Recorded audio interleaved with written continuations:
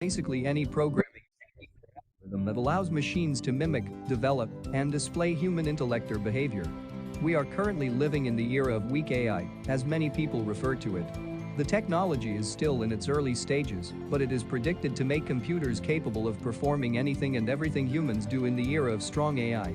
To transition from weak AI to strong AI, machines must master the techniques and processes used by humans. This is beneficial in this attempt. Computers are broadly classified as machine learning. Machines learn in one of two ways: supervised or unsupervised learning in supervised learning machines. Unsupervised learning machines can teach you how to forecast outcomes with the help of data scientists. When robots can draw meaningful inferences from vast amounts of datasets, they display the ability to learn deeply. Deep learning requires artificial neural networks that are similar to biological neural networks in humans. To make sense of massive input data, these networks have nodes in multiple layers that are connected and communicate with one another. Deep learning is a subset of machine learning, which is a subset of artificial intelligence.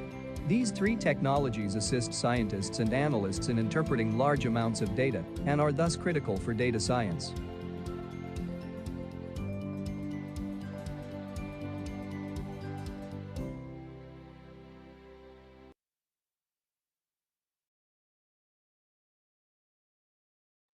Good evening, everybody.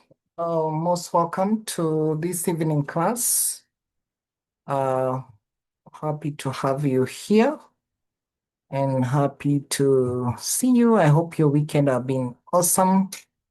And I hope you've had a blessed one. Yeah, so most welcome. Yeah, and it's a beautiful thing to see you here. Yeah, so most welcome. You can chat me up on the chat. I can be able to see. Yeah, that would be awesome. That would be awesome, pretty awesome. Um, so that's pretty good. You can tell me whether I'm audible. I just need to know whether you can hear me. Yes, and I'll be happy. Uh, so most welcome. I'm happy to have you all. Uh, so so I want us to begin, and we are about to begin. So just to vibe you up, I want to just see whether we can get something sweet just to buzz us up a bit.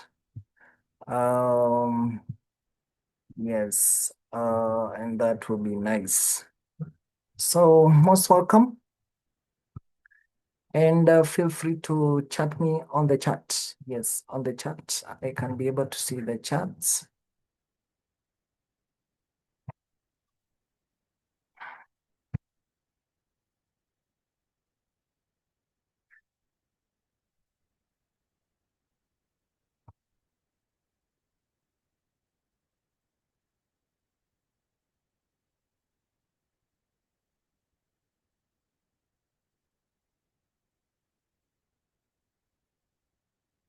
So,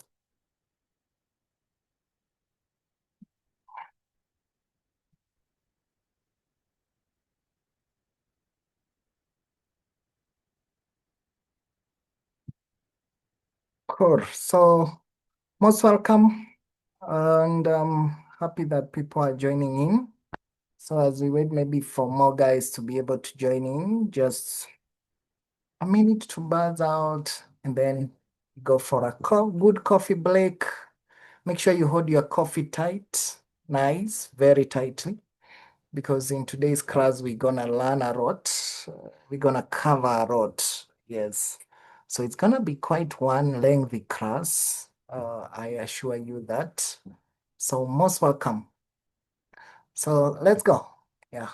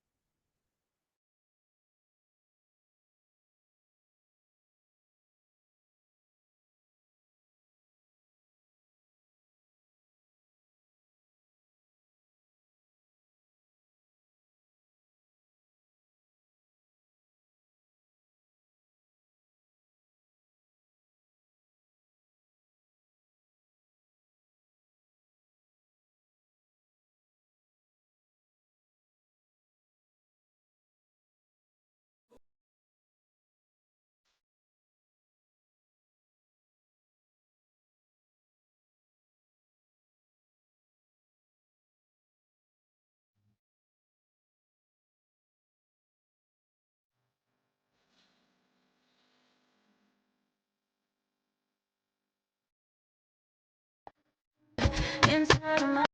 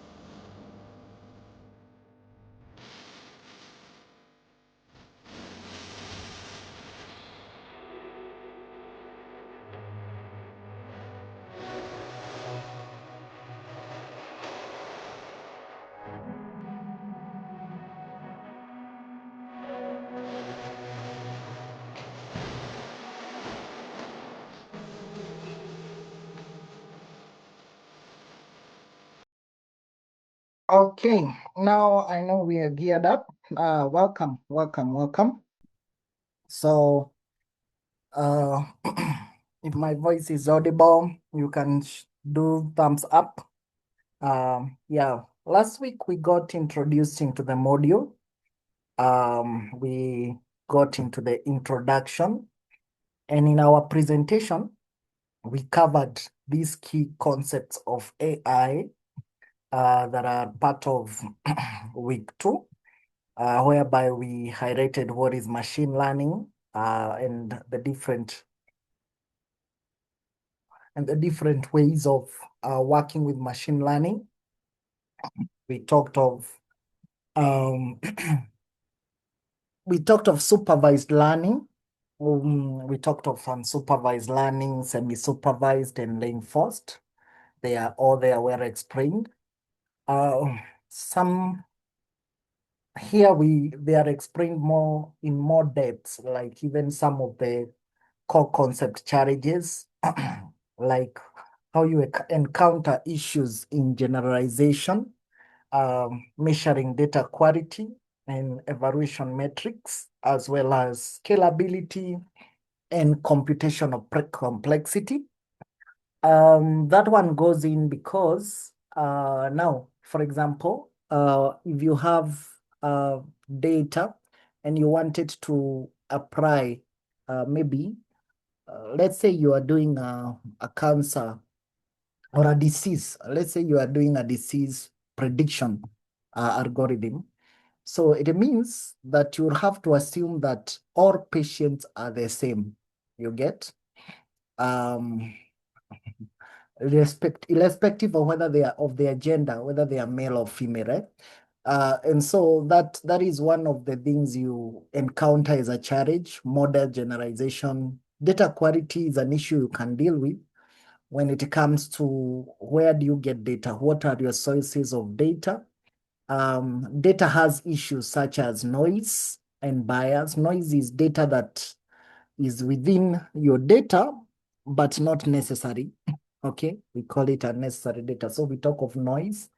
We have embarrassed classes, like grouping of data can or categorizing of data can be longly done. For example, somebody can longly label a cat into be a dog. That's a long label.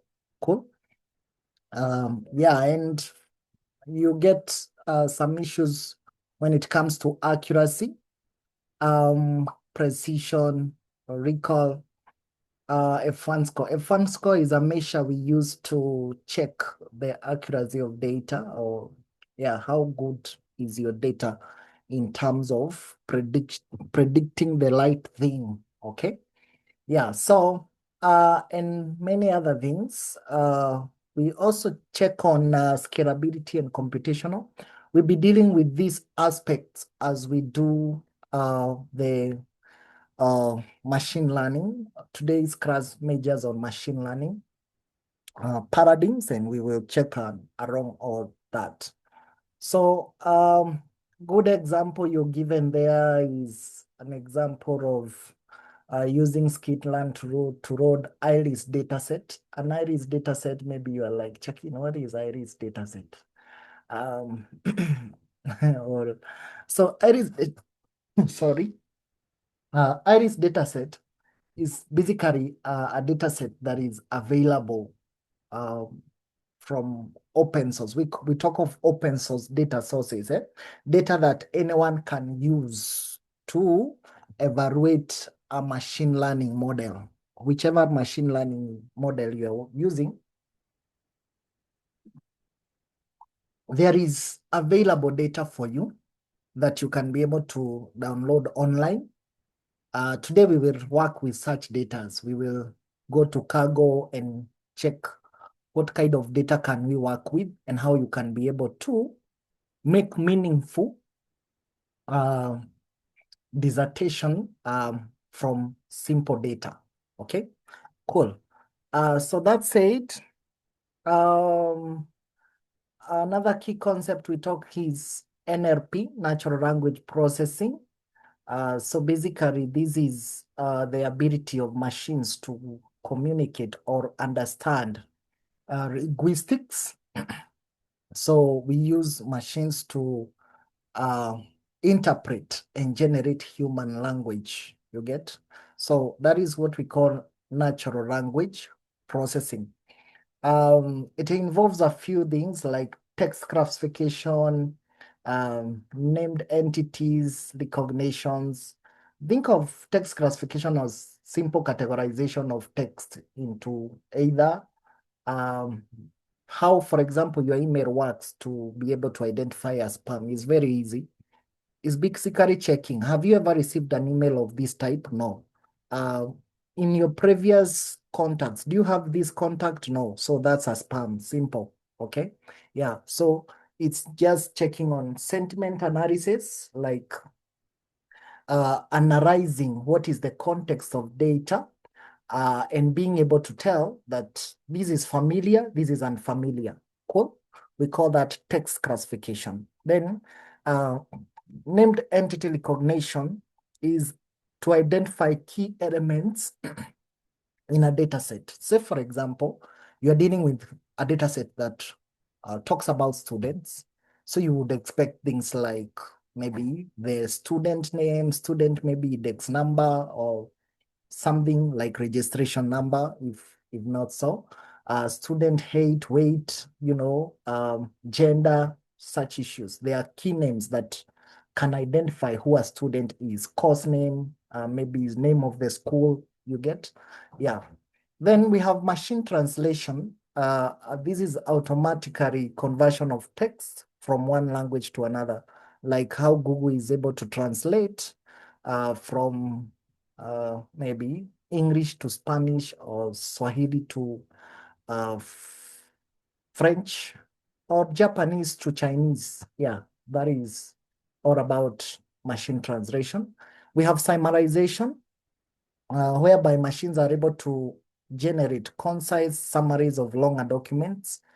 And then we have QAs, question answering, and chatbots. I believe by now you should be good at that because yeah, I'm checking on the RMS, Moses. You have this info, don't worry. And this is a preamble, it's not very necessary. Okay. Yeah, it's a preamble. But what I'm saying is that by now you should have built your first working chatbot and submitted it um as a working functional Q&A chatbot, one that we said was supposed to be querying about Bitcoins. Okay. Yeah, and I got the juice. Yeah, I got the coffee. Yeah. And so on and on, I hope you'll understand me when you hear me zipping my coffee. Cool. Nice. So techniques and methods, those ones are well explained. I won't explain so much. But there is even, I've given you codes just to try out whatever you run there. Okay. Make sure you experiment. Yeah, a lot. Okay. Then we talk of neural networks. Maybe you are like, what's a neural network? Well, think of it as a digital brain, just like the way you have brain, human brain. Now a simulated digital brain, meaning the work of brain basically is to make sure to connect different sensory parts of the body using sensory organs called neurons. Okay. So the same way neural networks work with nodes here, because they are machines, we talk of nodes, and nodes, they connect to each other through networks, an established computer network. Now, those networks are what we call neurons. Okay, a neuro is like we might say is a connection of several nodes. Okay, yes. So when we talk of neural network, we mean many integrated machines. So what we mean, there are many processes that need to be identified for a task to happen. Okay, for example, if you ask the computer, is Nairobi a large or small city? Such a simple question. Okay. So the computer, what will do is you'll have to engage maybe a few ways you can do that. You can Google up Nairobi and you check on the features of Nairobi. Okay. So based on maybe one, you have a few metrics you can work with. Things like maybe square kilometers, what's the coverage in terms of area, population, and maybe building cover, plant cover, water cover. So there are many aspects you'll have to work around for you to conclude whether Nairobi is a large or a small city. Okay. Yes. So that being the thing, then what you need to do, you need to work around data inputs that so that you can come to a summary, okay, or conclude that Nairobi is maybe a large or a small city. Now, on that settings, same happens with machines. Now, the way a machine is able to understand sets of data, we call that layering up. So we talk of layers of data, okay?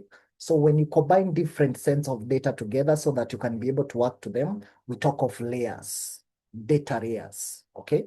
So, and then once we have layers of data that are being queried, for a task to happen, the technology we use to work out that, we call it deep learning. Okay? We call it deep learning. I hope now you understand deep learning better. Yeah. So what deep learning does, it's like it's able to demystify these layers, what data sets are within the layers, and able to come up with a good prediction, or maybe able to make a decision. So they help in decision making. We talk of digital decision making. Cool.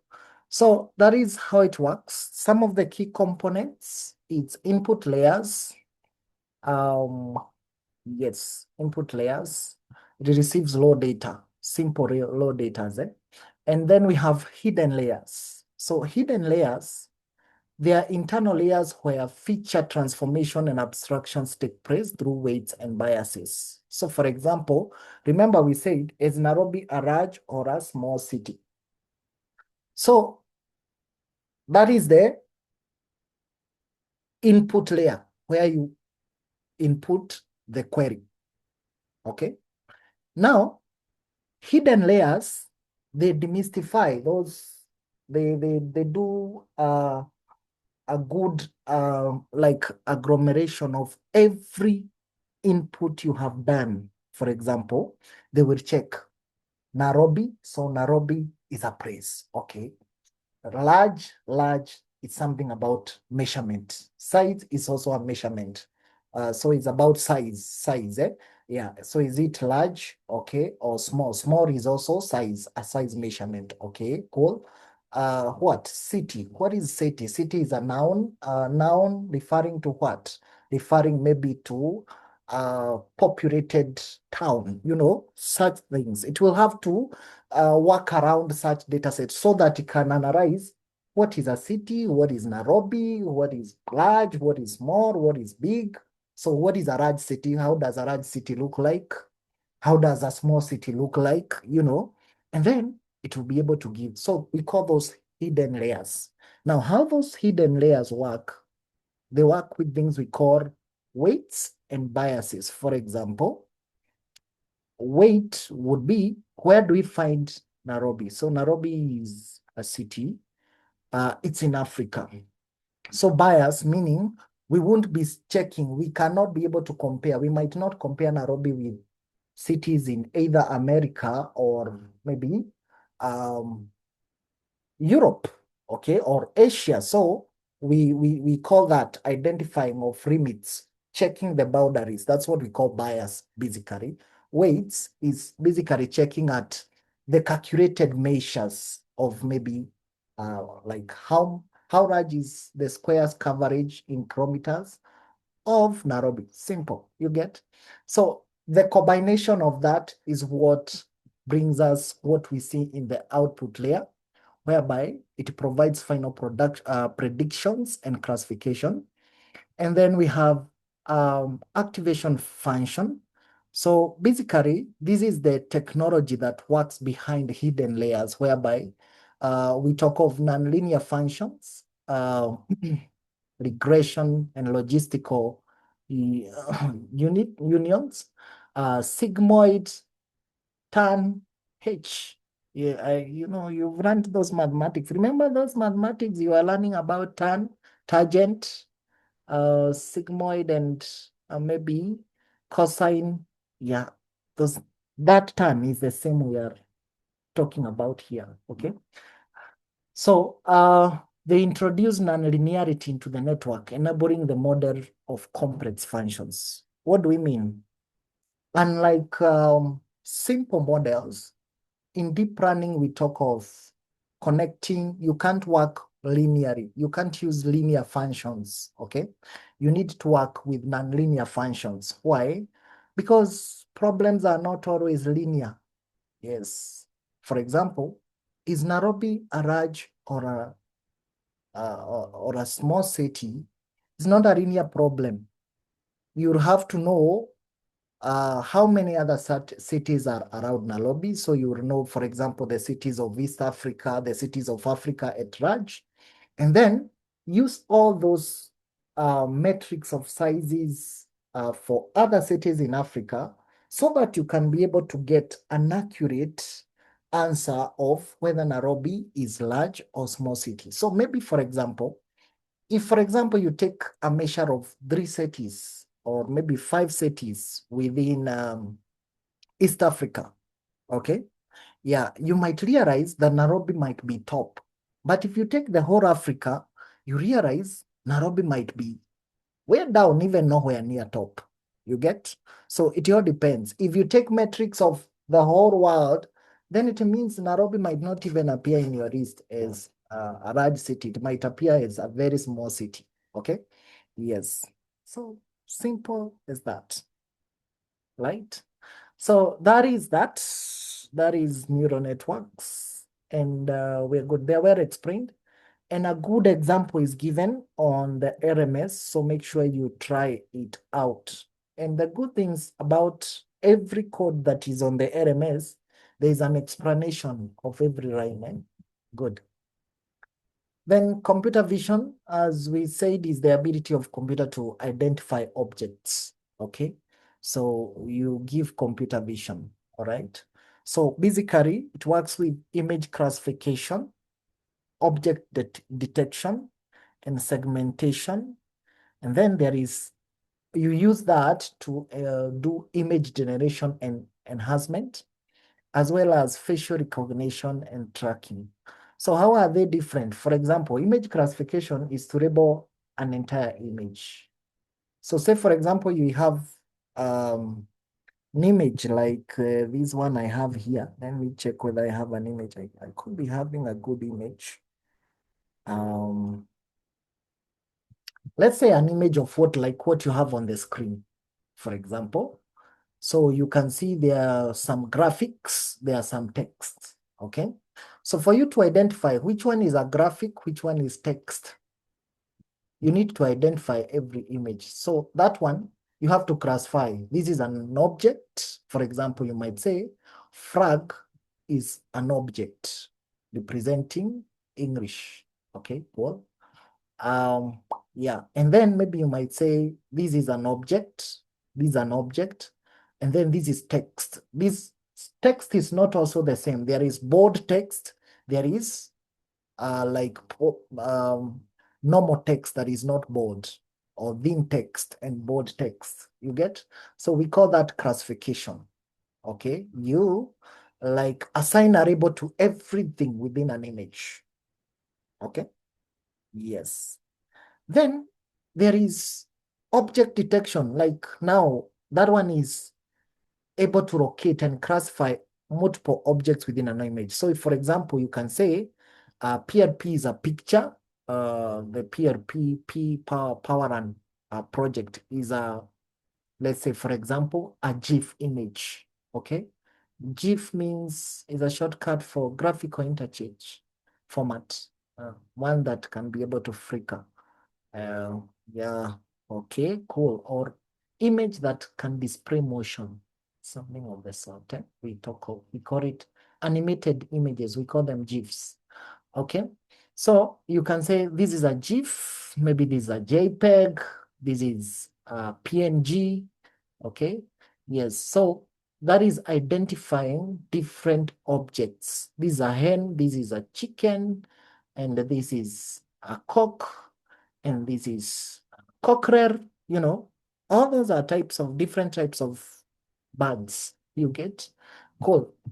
Segmentation is all about classifying each pixel into different predefined categories. So we call that semantic segmentation. And then there is instance segmentation, differentiate between multiple instances of the same object. For example, if you have color, for example, in our screen, we can realize that there is circling of maybe this color is teal color, okay? Yeah, so there is teal color, there is white color, and we have some red objects. Yeah, no? This is lead. Hopefully, this is lead or pink. I think it's pink. So basically, that is instance segmentation, whereby you realize how many times does an object occur within an image, okay? Then image generation and enhancement techniques like generative adversarial networks, GANs. GANs is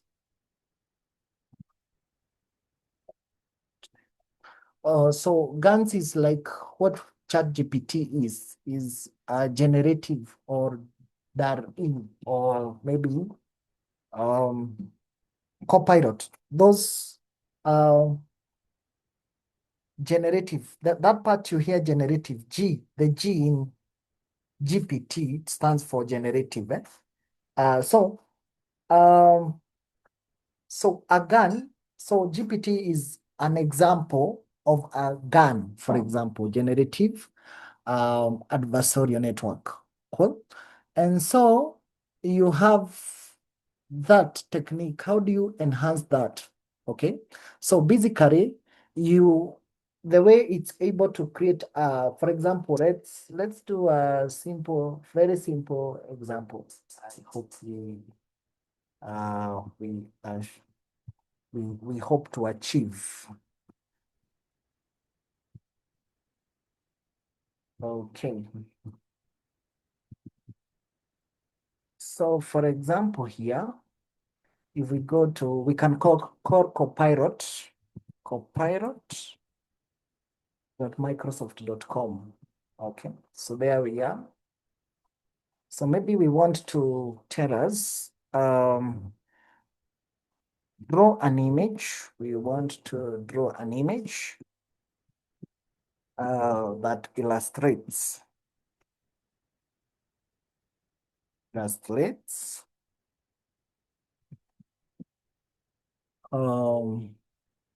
neural networks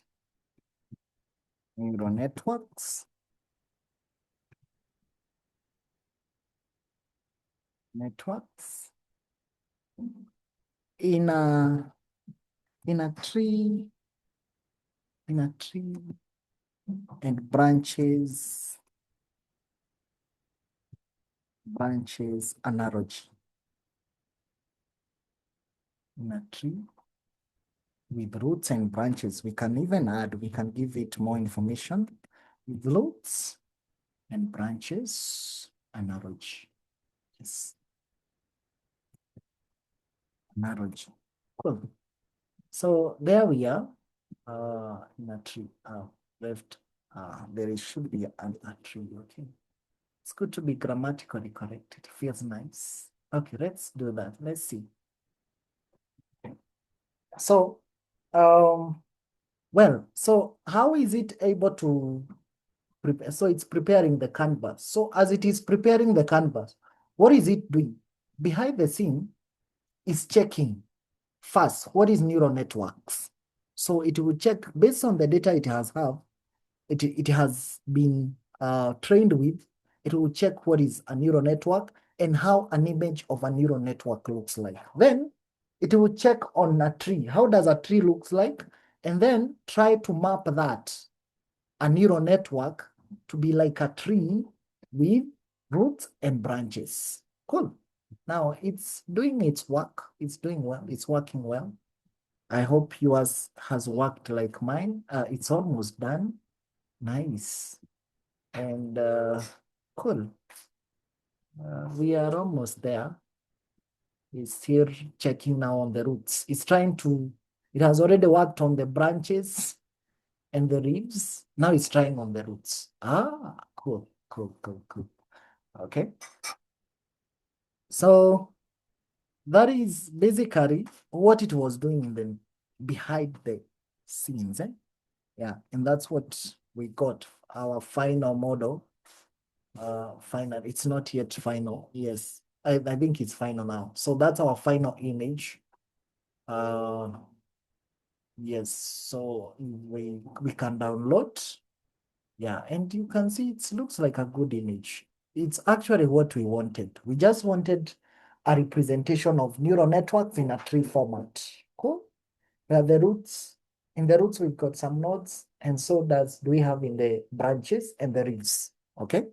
Yes. So I hope that one is clear, basically. Very clear. Very clear. So when it comes to facial recognition, it's all about tracking and detecting faces. Okay. It's a face technology. Why? It's because human face or animal faces, they have different features. Okay.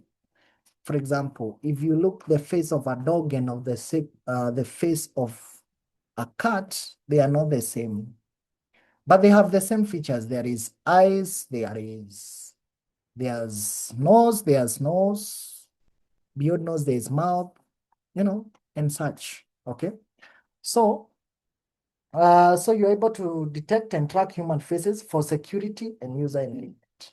So this one, when you talk of facial recognition, note, it basically works with face of human. I hope you get that. Yes. Why it is that way is because you need to detect human face if you want to protect maybe a human or for security purposes. Say, for example, you have the security agents are following up on a suspect. So how will they be able to identify the suspect? It's through the face mostly. Okay. Yes. So that is why we talk of facial recognition technology. Cool. So the techniques are well explained here, and you're given a good example there of how to plot an image and detect a canny edge detection. So make sure you try it, and every line of the code is well explained. So it should be easy to work around. Cool. Then we have finally robotics. So robotics is design. We also talked about this. So basically it's design and construction, operation of use of machines to create new things. Okay. For example, if you go into most industries, they use robotic machineries to create most of the products we use. Yes. So that is that. And in a robot, for a robot to work, there are some key things it must have. One, sensors. Two, sensors collect data from the environment. Okay, e.g. cameras, radar, sonar, infrared. Okay. Then we have control system, algorithms and hardware that convert sensor into actions. Like, for example,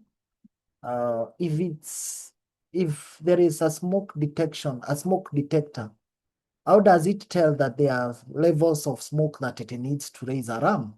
Okay, yeah.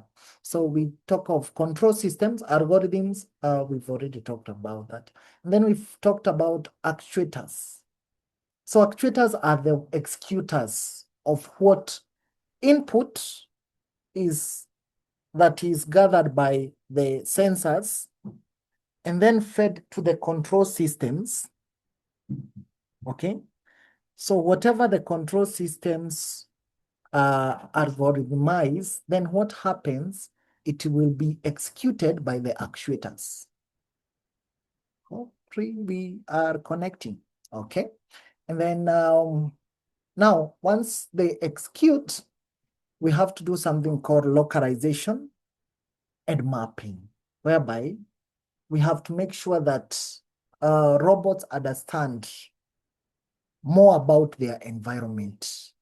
Beyond execution, they are aware of their environment. For example, you can make, for example, a robot to be aware, like if maybe you are making a product that should not in any way be contaminated by water.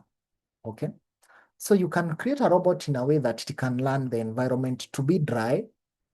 And then in case it senses water, then it should stop functionalities. Okay. Cool. So it's that simple.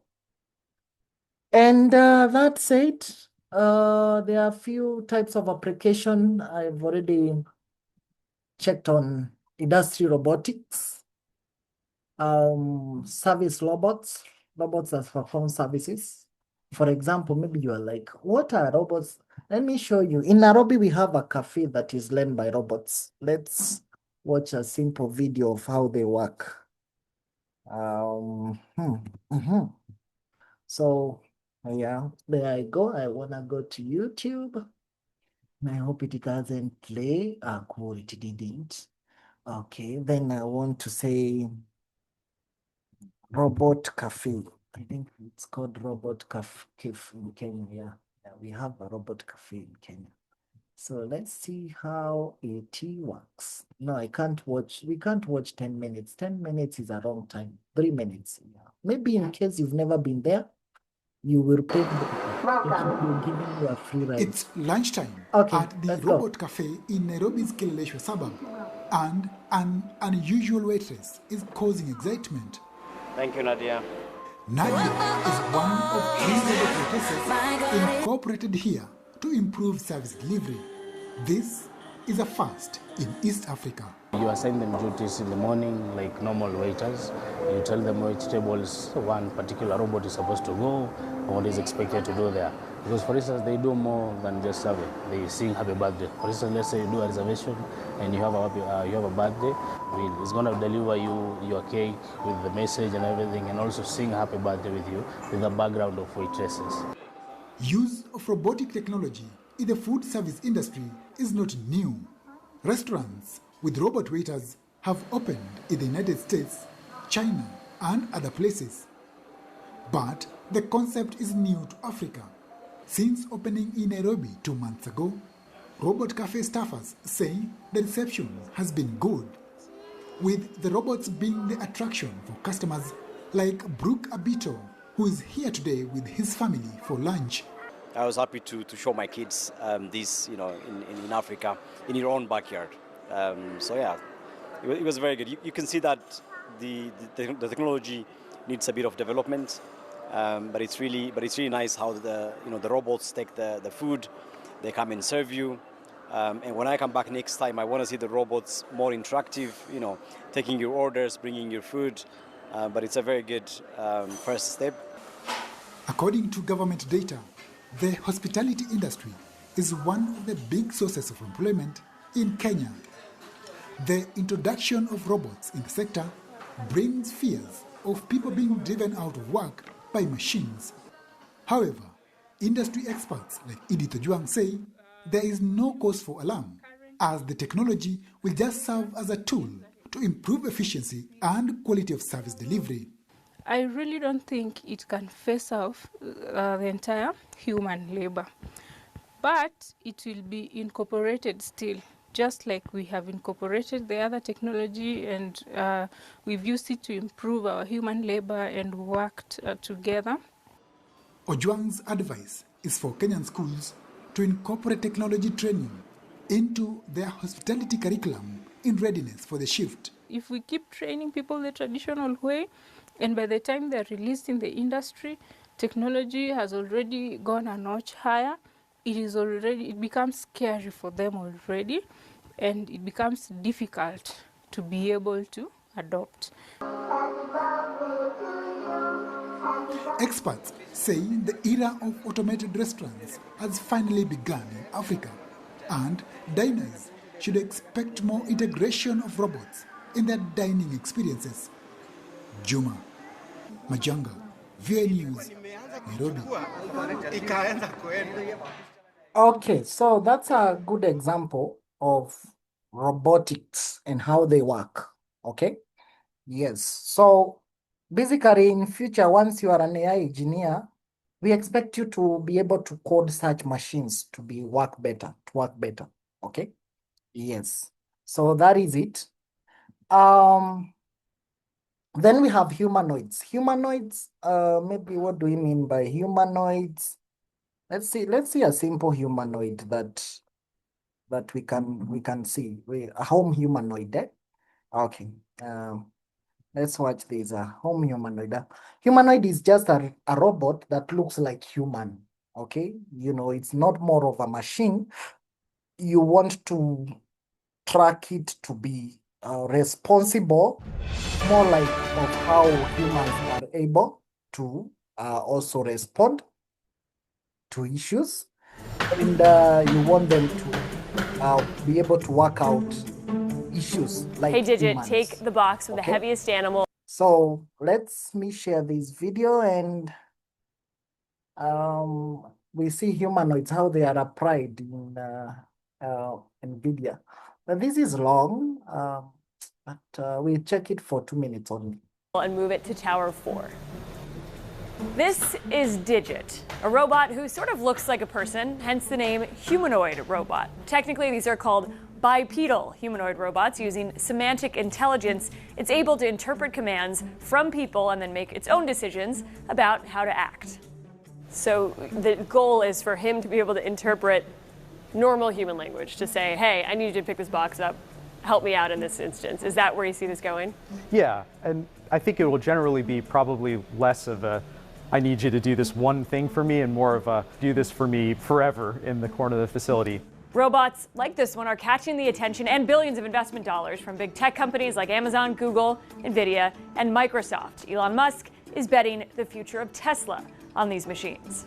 As you see Optimus develop, it's really going to transform the world, I think, to a degree even greater than the cars. Some also argue robots like Digit can solve the world's labor crisis, filling jobs that are too dangerous or that people simply don't want. They may even replace an aging workforce as people around the world have fewer kids. Today in manufacturing, we're short about. Yeah, so you see, next time you come to my home, you might see a robot cleaning utensils. Don't worry, it's normal, okay? Yeah, that should be normal for for us AI engineers. All right, cool. Like, why should I get tired of cleaning my shoes? I hate cleaning my shoes. So I got a robot for that. You get? Yeah. So nice. So that's very nice. So if you're an African man and you are thinking that you will marry a woman who can clean your clothes, that woman should not be an AI engineer.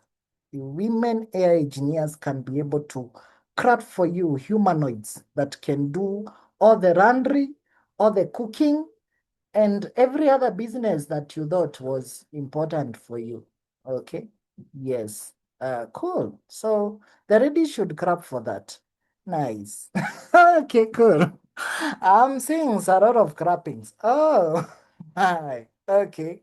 So I don't know, men, what will you be expecting women to do for you, but not laundry and cooking? No, that one is done by machine. Cool. All right. So that being said and done, we can also now be able to mitigate. Now, I want us to now like do away with that, and now we can be able to check on machine learning paradigms, not unless there is a query on AI key concepts. I think we've covered it in depth. Any query? Will be able to answer. I can see some hands on high.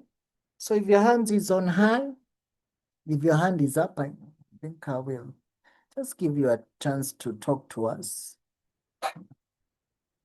Anyone? Oh, they have gone down when I've asked about AI. Okay, good. Thank you.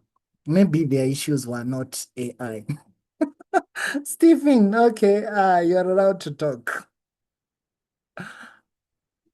Stephen, Ian, can you explain about erosion and dilation in computer vision? Erosion and dilation. Erosion and dilation in computer vision. In computer vision. Yes. So you want to know about computer erosion and dilation. Did I get you clear? Yeah. Yes, dilation and erosion. Okay, sawa. All right, that's one noted. Another one, I want to answer your questions as a bunch. So if you have another query, you can ask.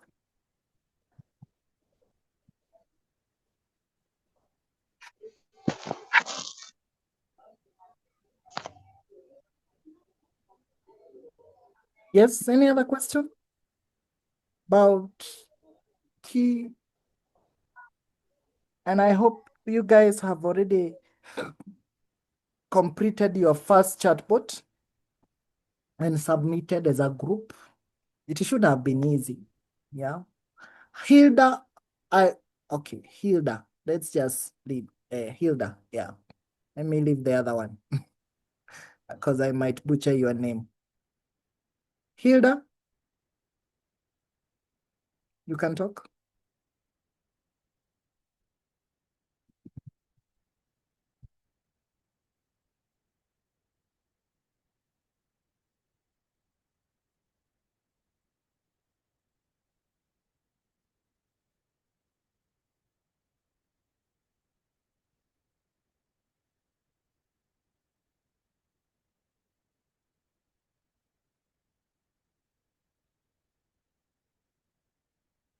Hilda, you're not talking. We can't hear you, Hilda.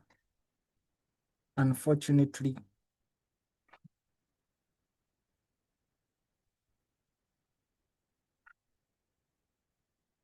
Unfortunately, Hilda, I'll have to give Brian. Brian, you can speak.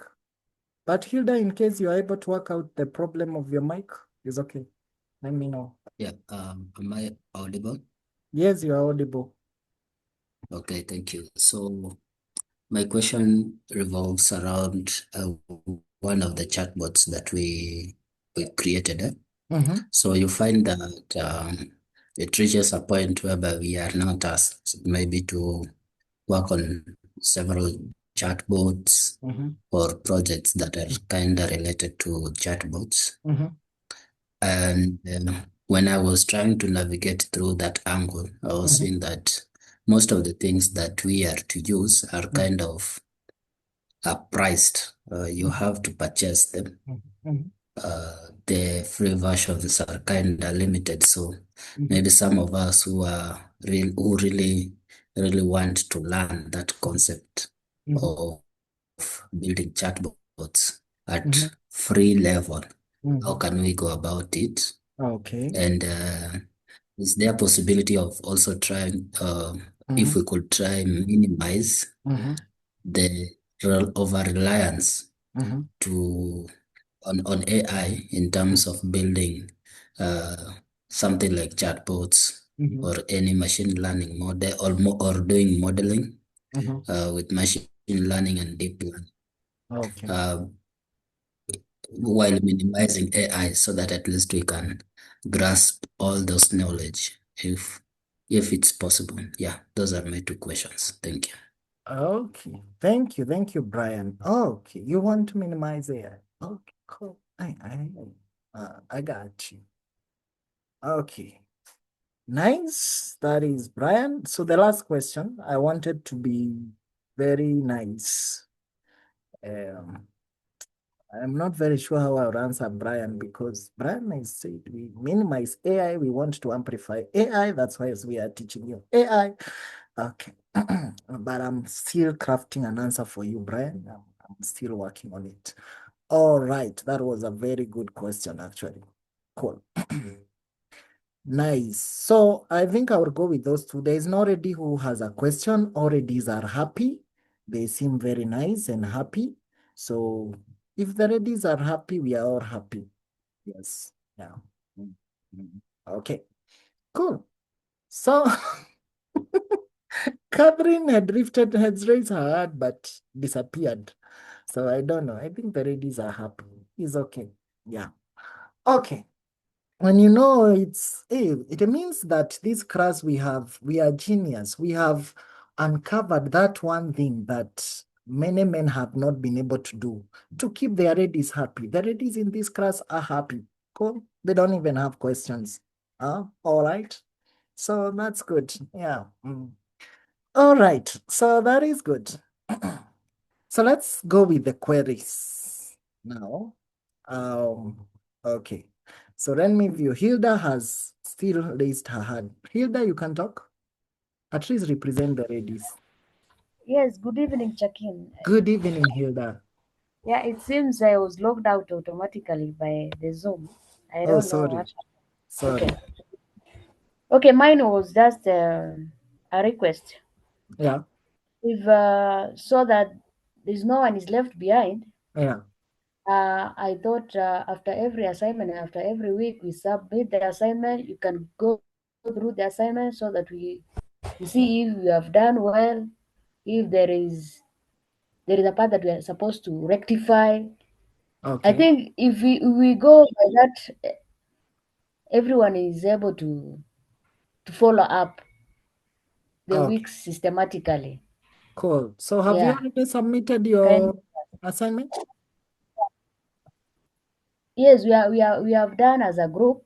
Okay. But I think my group leader has already submitted, and I was also asking if we can also submit as group members the links in our LMSs separately. It's okay. You can do that Or on is the it only group. the group leader? You can do that on the group, the peer group. Okay. On the peer group, you can do that. Okay. But the problem with the peer group assignment is that once somebody, the first one submits, so you have to agree within yourself. You get it? And that's why we formed our groups to solve the issue that sometimes you have members of a peer group, maybe whom you are not doing the same course, because after splitting for specialization, you might have gone into different paths. You get? You get me, Hilda? You've again disappeared. Sorry. Okay, Hilda, I got you. So we'll be reviewing the assignments, well and good, and we'll be giving you feedback. No problem. Through the reader. Yes. Okay, that's cool. Catherine, it's only good I allow you to talk. Catherine Ambuka. Hi, Jacqueline and everyone. Hi. Okay. Now, I think the first time I read mine, I was like, I'm doubting myself, but anyway, let me ask. I don't know. Maybe I'm alone in this, though I feel like I've gone through week one. I've gone through the notes. I know we are supposed to. I think the assignment was to build a crypto. Though I've done it, yes. Though I feel I'm on autopilot mode because I feel where is this direction going? I feel like I'm a bit confused, though I'm just doing it. Yeah, maybe you are many. Additionally, I don't know regarding on on a, on a week's review or assignment review. I think we can be gracious enough to review assignment after like 2 weeks because maybe some of us will be a bit late. It will be good. Additionally, also, I think it's group work, but also you can share with us more challenges, more links towards, is it let's say assignment or extra work? It will be really good to get a gist of it, yeah. But so far, I can say I'm on autopilot, but I'm keeping up. Okay. Yeah. Thank you, Catherine, for airing here. Were you able to attend the first lesson physical like we had? Virtual? Yes, I did, but I attended the class session while I was at work, but I listened. I remember the first session, it was okay, which we did a bit of oral. Then Zablon was able to do a bit of practical. But I feel since I was free in the evening, I feel the evening class, Zablo did not do a lot of programming, but definitely I'll go through the class recordings. Yeah, I think so, yeah. We attended class for Zabron. That might not be our class because Oh, okay.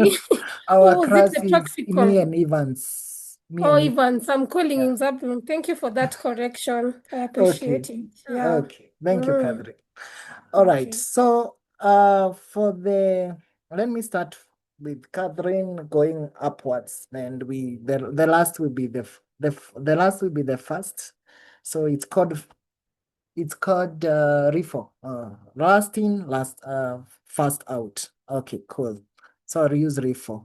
Last in, first out. So first answered.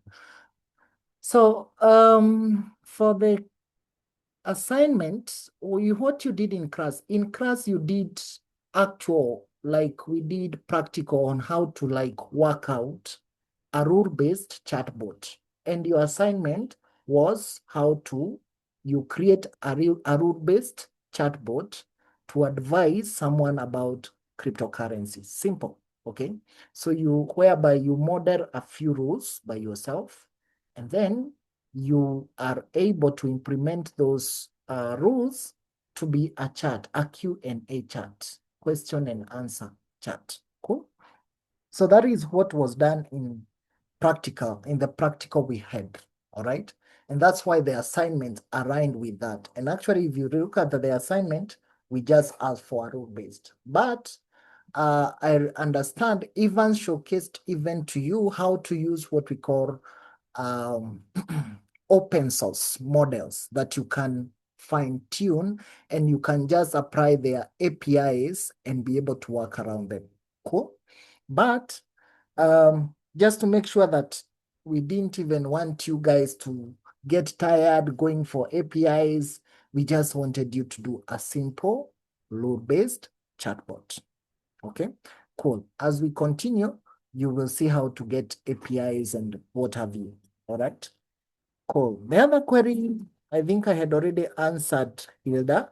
I said we will consider review. So Catherine has also said that we review maybe bi-weekly.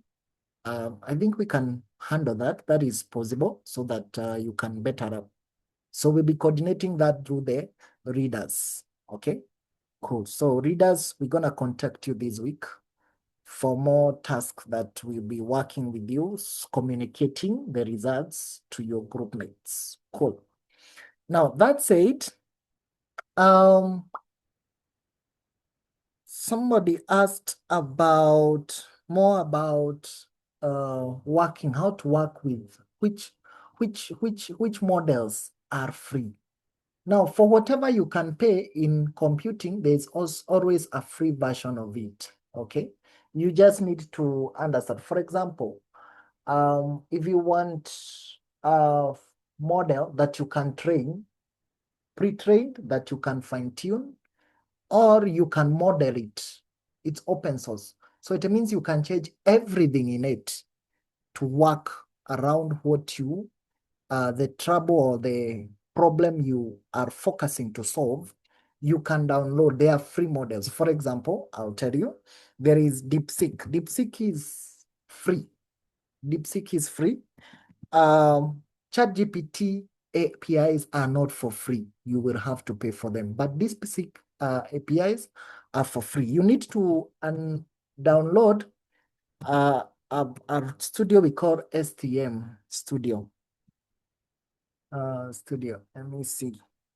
Yeah, cool. Yeah, RSTM Studio. So before you download, just watch this video. What is RSTM? Okay, and then you can just make sure you download and work around with it. Make sure you implement it. It has a very, let me see whether it's installed on my machine so that I can showcase to you the various models. I think I could down. I did uninstall it. Yes, but it was there some times ago. Okay, it means I've not modeled anything new of soon. So you'll need to download that and then you can install. Okay, STM Studio. All right, is a very good studio. It offers you all the free models that are available, like DeepSeek. There is another one called, for example, Turo. Turo is also free. Turo is free. Turo. Yeah, Turo is free. Turo is fully free. To acquire the API for Turo, it's free, Turo pre-built, and it's fully trained. All you need is to fine-tune and to model it into your own. Now, some of the reason why we might not avoid AI is because we want to simplify your work. Like these tools exist to simplify your work. Instead of you doing, yes, here we will learn the basics of how to model machine learning, a machine into a solution. Yes, you will learn that. But this one will like quicken your process of training one. You can see there are several, for example. If you want something about multimodal images, you can use Mormo. Mormo is free, it's offered by Truro. Also, Ramaturu is free. These are free model, and including Hugging Face, the ones that you are shown on Rust class. Okay, Hugging Face. You just go to Hugging Face. So we try to balance all that. So as you run, we try to make sure that you guys have the knowledge on how to model your own, okay? And then beyond that, all these models for Hugging Face are free. Model from Hugging Face, they are all free. Actually, you can come here for all your free. This is your free market. Yes, there are so many, all right? So in case you want to use advanced models or pre-trained models, okay? But we will also show you how to train yours. So it's you to, depending on the problem you are solving, it's you to check what kind of just like, for example, I imagine like we were, when I will, later in this class as we'll be checking about machine learning, I'll showcase you with using Kaggle dataset, a Kaggle dataset. The reason why I use Kaggle dataset is because if we were to create a dataset of our own as a class, it would take maybe 2 weeks to have a good dataset, actually, like large one that we can feed to a simple LLM, or maybe not only LLM, maybe we can work around a customized machine learning model to solve particular problems, you get? So instead of doing all that, you can use like data that exists elsewhere. And maybe if you have time, you can correct your own data and check out with your own true data. I hope I answer my friend who asked about as Turoa AI. And so basically the two should intertwine. Like there's a place where we can use AI models that are pre-trained for our good. And there's a place where we can pre-train our own. We can train our own. Why? Because maybe the situation or the problem is unique. You get? Yes, you'll have knowledge on how to do both. Then let me come to the first query, that now is the last one, which Brian asked about computer direction and orientation. I think that's what he meant, the difference between computer vision direction and orientation. So, Miss, let's first demystify what is computer vision. So basically, vision is all about direction, is all about, this one comes in when you want to identify objects from what we call a spatial trajectory. Spatial, think of spatial as space. Okay, it's just a nice name to refer to space. Okay, yeah, movement vector. So when, for example, you have, like, remember the example I gave earlier of security agents trying to track a suspect. So what will happen is that they will have to follow that person through facial recognition. And then after following their movement, that's when they can be able maybe to capture the suspect, okay? So the same way, direction is all about spatial trajectory, checking on movement of an object or alignment within either 2D or 3D space, okay? Yes.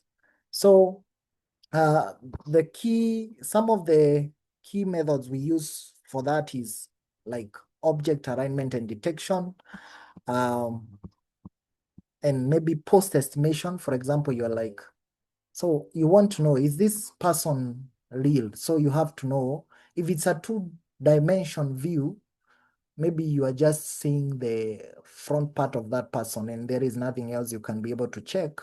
You want to know, are they in a real environment? Okay. is the environment accessible? Okay, then so that is what we call about alignment detection, object alignment detection.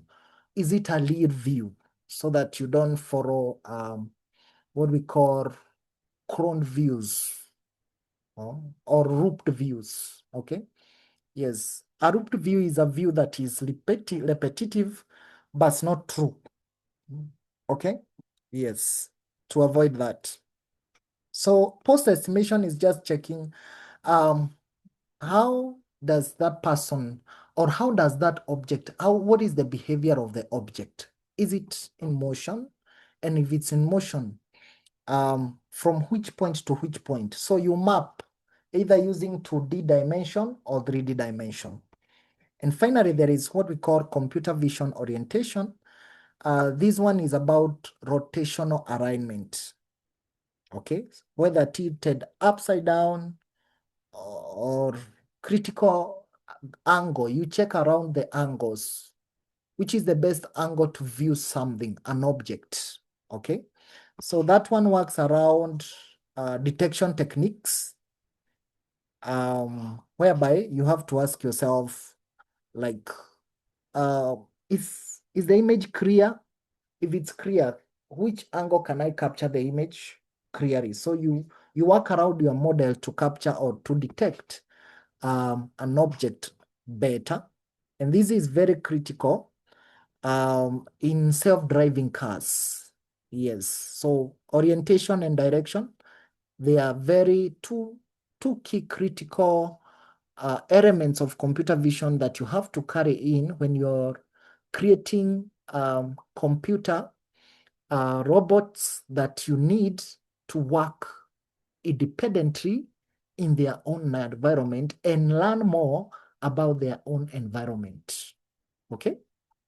Cool. I hope I answered you. Okay? Yeah, you can read more about computer direction versus orientation. Yeah, it is quite there's plenty of information about that. We will also come across it, though I'm not very sure it's on whether it's on this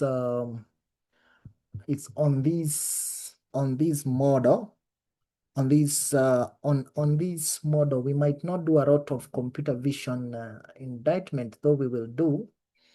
But yeah, we might not do a lot because of limitations. When you're dealing with computer vision, you must be equipped with hardware or hardware resources that can support computer vision. Now, those hardware resources like TensorFlow processing unit, TPU, or graphic processing unit, at times they are expensive or costly to afford.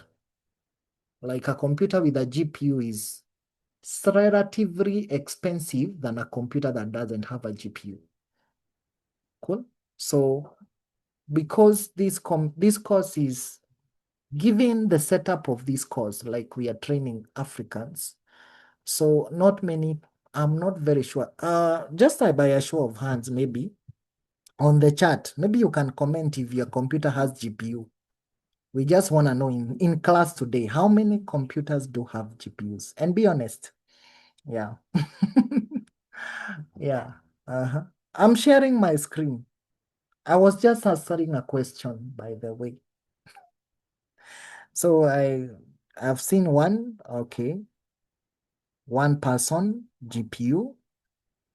So just be honest, yeah, whether your computer has a GPU.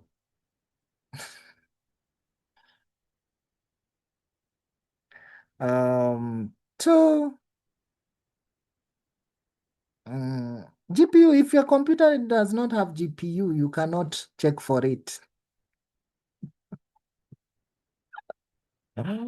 Yeah, you cannot check for it. You just know when you're buying a computer, you will know whether it has a GPU or it doesn't have, definitely. Yeah. But in case you are in this class and you don't know whether your computer has a GPU or not, just know it doesn't have.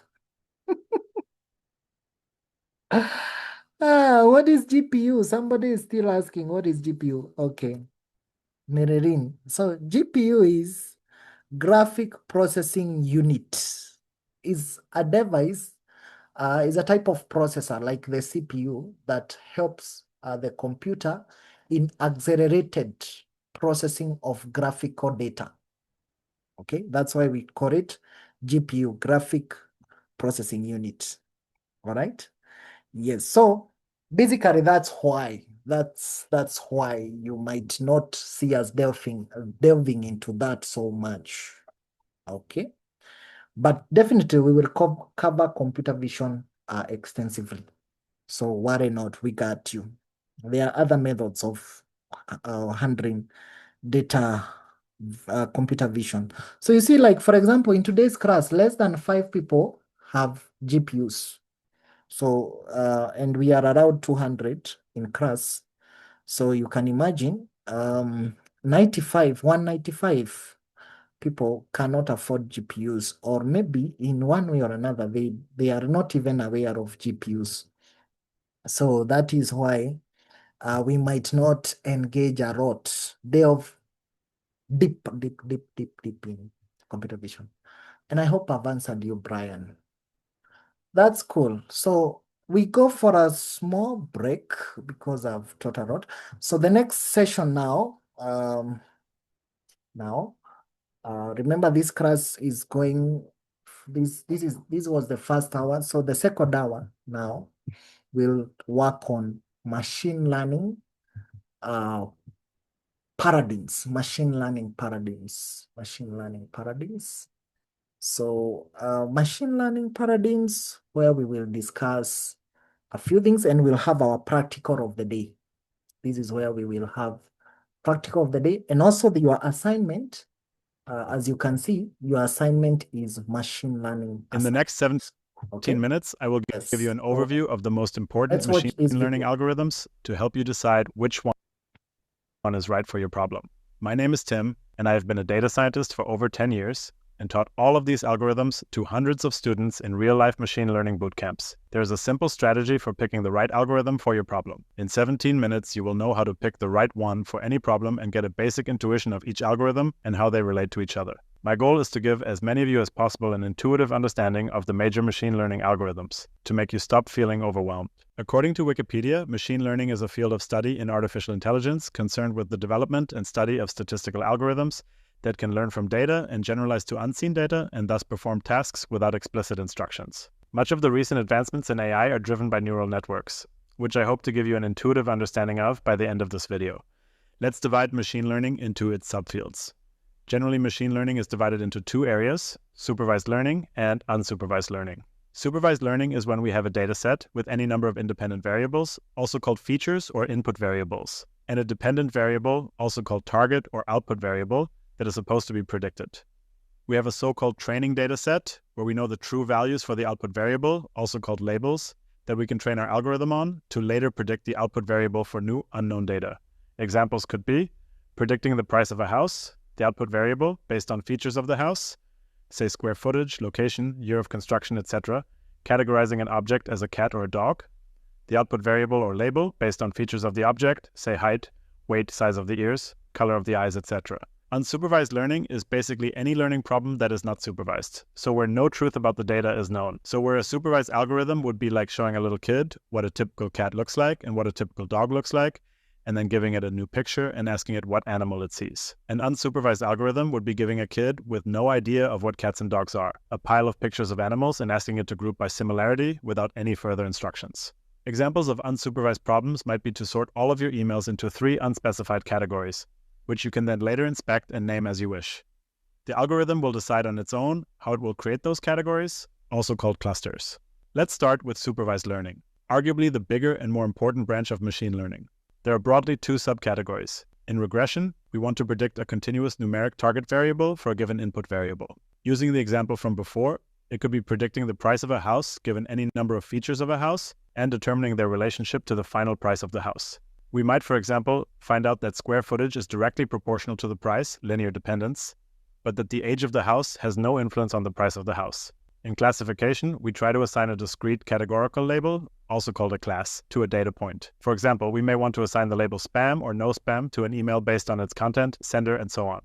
But we could also have more than 2 classes, for example, junk, primary social promotions and updates, as Gmail does by default. Now let's dive into the actual algorithms, starting with the mother of all machine learning algorithms, linear regression.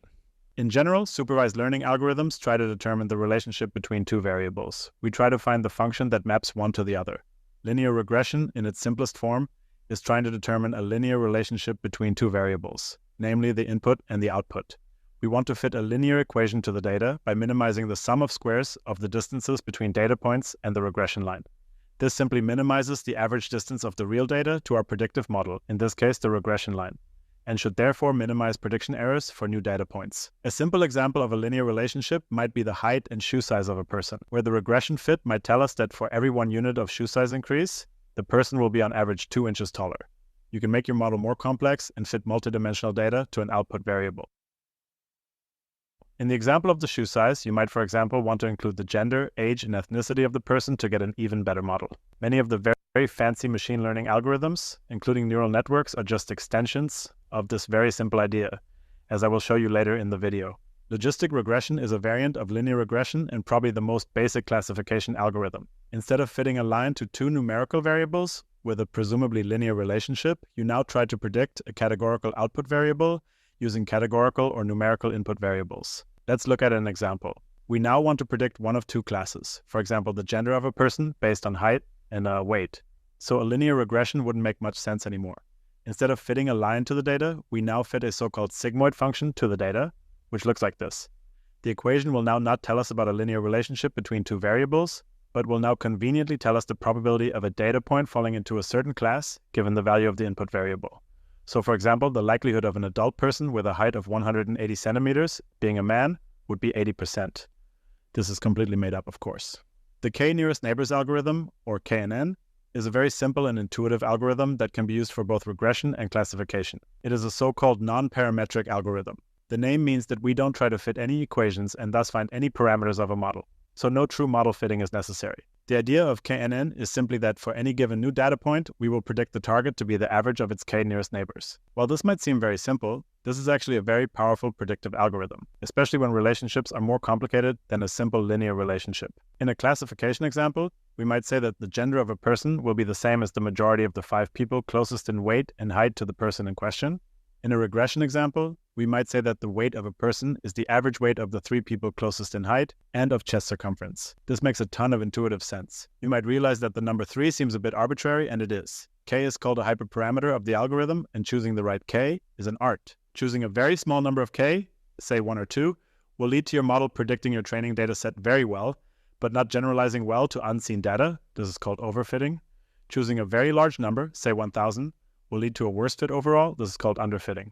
The best number is somewhere in between and depends a lot on the problem at hand. Methods for finding the right hyperparameters include cross-validation, but are beyond the scope of this video.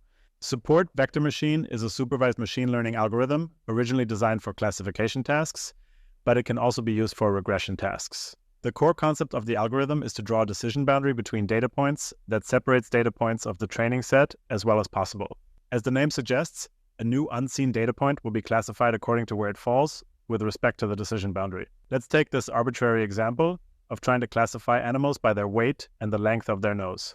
In this simple case of trying to classify cats and elephants, the decision boundary is a straight line. The SVM algorithm tries to find the line that separates the classes with the largest margin possible, that is maximizing the space between the different classes. This makes the decision boundary generalize well and less sensitive to noise and outliers in the training data. The so-called support vectors are the data points that sit on the edge of the margin. Knowing the support vectors is enough to classify new data points, which often makes the algorithm very memory efficient.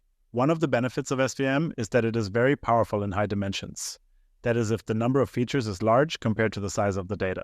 In those higher dimensional cases, the decision boundary is called a hyperplane. Another feature that makes SVMs extremely powerful is the use of so-called kernel functions, which allow for the identification of highly complex nonlinear decision boundaries. Kernel functions are an implicit way to turn your original features into new, more complex features using the so-called kernel trick, which is beyond the scope of this video. This allows for efficient creation of nonlinear decision boundaries by creating complex new features, such as weight divided by height squared, also called the BMI. This is called implicit feature engineering. Neural networks take the idea of implicit feature engineering to the next level, as I will explain later. Possible kernel functions for SVMs are the linear, the polynomial, the RBF, and the sigmoid kernel. Another fairly simple classifier is the naive Bayes classifier that gets its name from Bayes' theorem, which looks like this. I believe it's easiest to understand naive Bayes with an example use case that it is often used for: spam filters. We can train our algorithm with a number of spam and non-spam emails and count the occurrences of different words in each class, and thereby calculate the probability of certain words appearing in spam emails and non-spam emails. We can then quickly classify a new email based on the words it contains by using Bayes' theorem. We simply multiply the different probabilities of all words in the email together. This algorithm makes the false assumption that the probabilities of the different words appearing are independent of each other, which is why we call this classifier naive. This makes it very computationally efficient while still being a good approximation for many use cases such as spam classification and other text-based classification tasks. Decision trees are the basis of a number of more complex supervised learning algorithms. In its simplest form, a decision tree looks somewhat like this. The decision tree is basically a series of yes-no questions that allow us to partition a dataset in several dimensions. Here is an example: decision tree for classifying people into high and low-risk patients for heart attacks. The goal of the decision tree algorithm is to create so-called leaf nodes at the bottom of the tree that are as pure as possible, meaning instead of randomly splitting the data, we try to find splits that lead to the resulting groups, or leaves, to be as pure as possible, which is to say that as few data points as possible are misclassified.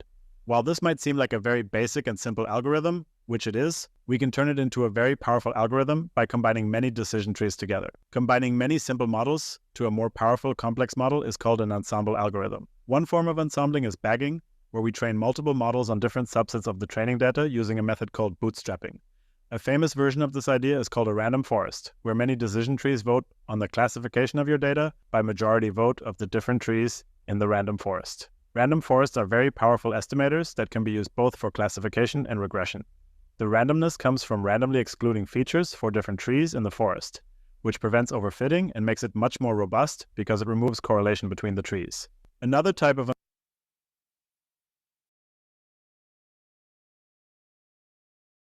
video, hopefully. You can watch the rest of the video after this. Yes, definitely. It is on the RMS. As you can see, I'm just following RMS. So it is there. You can follow it and you can complete watching the video. It just explains the simple algorithms of machine learning. Well, the in-depth of those algorithms you won't run in this is beyond the scope of our course, because this course does not go to those deep ends. So if you want to learn more about those algorithms, you can register for a course we call Deep Tech. It's for pay, I think so. Yeah. Deep Tech. It's called Deep Tech. Yeah, here in PRP. You learn more about modeling neural networks and more about the machine learning algorithms. Okay, cool. So that is that. Don't worry, you don't need to know a lot of statistics for you to make it in this course. Neither do you need to understand a lot of algebra for you to make it in this course. But it is good you know how the theory behind. And I think that's what that video tries to communicate. So because the machine paradigms that we will cover today are well explained in your RMS, allow me not to use RMS, okay? Content, you can do RMS content on your own. You practice unsupervised learning, okay? Yes, when I will not be with you. But for this supervised learning session, okay, this supervised learning session, we can use a good presentation that I've made. Then we do one problem, because in the RMS you have very nice good explanation of everything we are doing as well. And as you can see, there is an example. You are given an example of a code, how to model your own, okay? And that code is well explained. You can see that after every code has good explanation of what every line of code means, okay? So the unsupervised learning, all that, yeah, that looks good. Yes, so that is all that is there. So I will simplify it by going through it in like 10 minutes so that we can now do our own model. We can train our own model. That's cool. If that's cool, you can give me a thumbs up on the chat. Or anywhere. I'll react with thumbs up. That would be cool. Yeah, nice. That's good. I see many thumbs up. Yes, a few people are like, wow. A few are sad, some thumbs down. I don't know why people have thumbs down, but yeah, let's do that so that we simplify things. Okay. Okay, cool.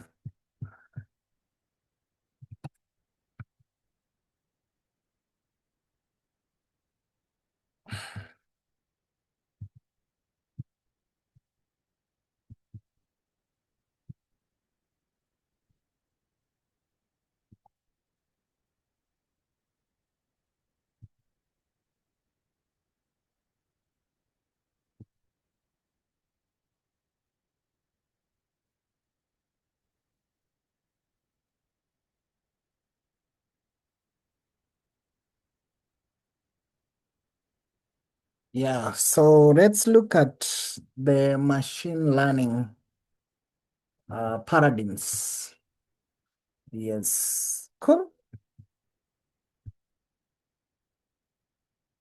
All right, so a good overview, just definition, we've done all that. We've done definition of what is machine learning, and we've done some simple explanation of what is supervised, unsupervised, reinforced, semi-supervised. Just to reiterate, why do we have, you might be wondering, why do we have all these modules, or like, why do we have all these types of machine learning? The simple thing is, if you want to like go to Zambia, you can go to Zambia by train because there are railways from Nairobi to Zambia. You can go by air because there is an airport. And you can go by road because there are roads connecting Nairobi and Zambia. So the key thing is there are different ways of reaching an end. Okay? Yeah, there are different means of achieving a task. So it's good to run out of them so that when it comes to modeling your own data sets, then it is you who will, based on how you want to apply your data set, you will choose which algorithm best fits your problem. All right? Yes. And I think that's pretty clear. So let's check on each and of these machine learning models. So we start with supervised.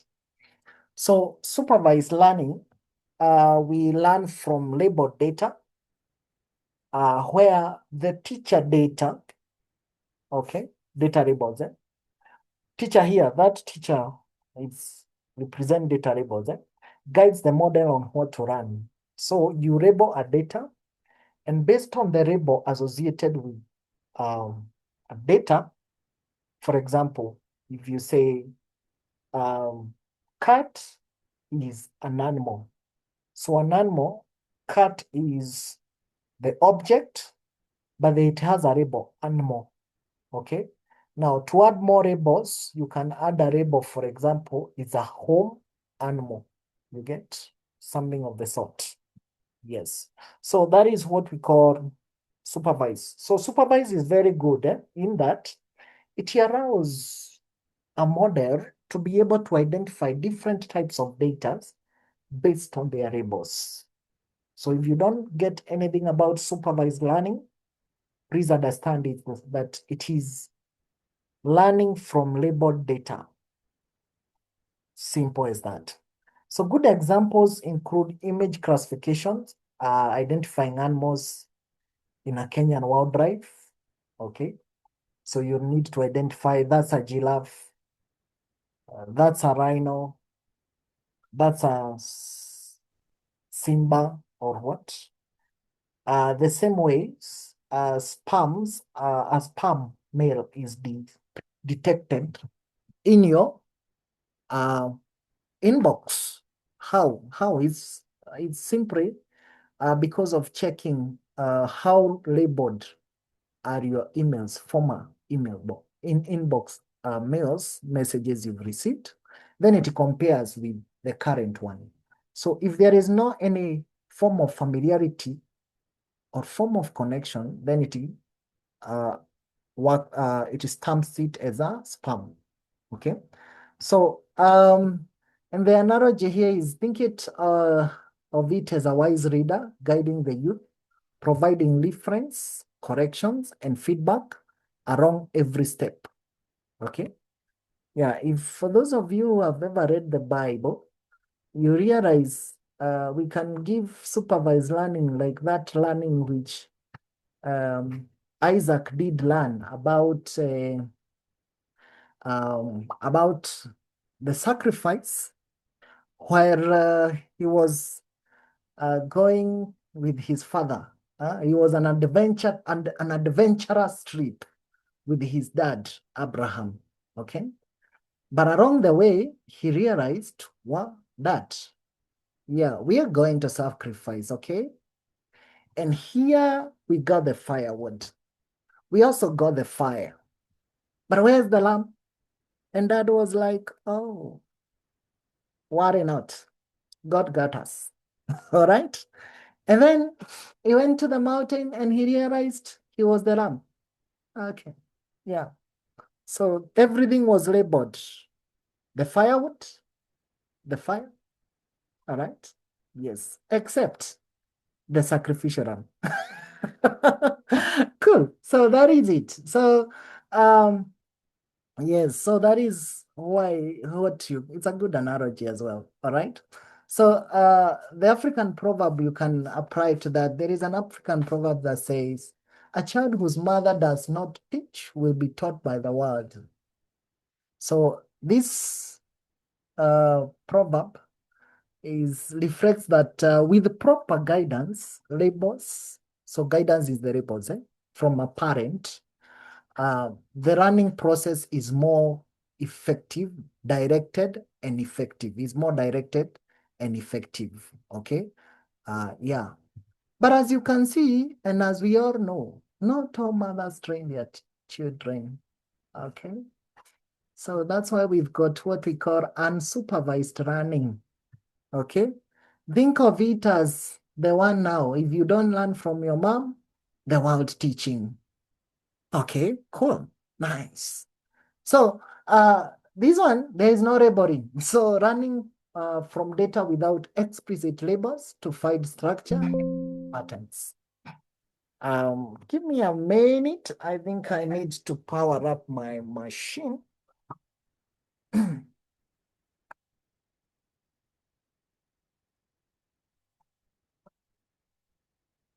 Okay, we good. So running from data without explicit labels to find structure and hidden patterns. So there are no labels. So the machine prays aloud with the data given. It tries to identify the patterns and any hidden relationships within the data. Then it's able to draw wisdom from that kind of data. Okay, sorry. So then we have good examples include clustering customers or segmenting market data. So for example, if you have a shop and you want to group your customers, clustering is a good name for grouping. you see, you can't group all the customers together. Say, for example, you have 3 shops. You have a hardware, you have a general shop, and maybe you have a milk dispenser. Cool. So in such a case, or in such a scenario, it would be long for you to group the customers of milk dispenser or dispenser milk, same as those of hardware or same as those of general shop. Okay.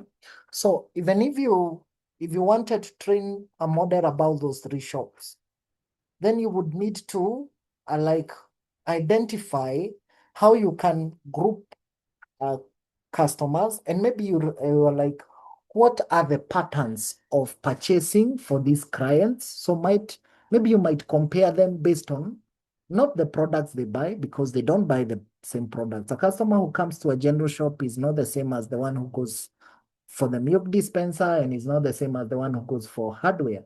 Okay, so you might need to identify some patterns or relationships other than the primary characteristics. So when such is identified, then you have maybe to group them on their purchasing behavior, or maybe their frequency. Okay, yeah. So we talk that of segmenting market data. You segment the data you have based on various agendas other than what is primary discoverable. Then discovering hidden trends in large and unlabeled data sets. Very good analogy is like a young explorer venturing into the vast savannah, learning by observing the natural order without direct instruction. So he sees a forest, he knows that a forest. He sees a plateau, he knows that's a plateau. He sees a mountain or a hill, and he knows that's a hill.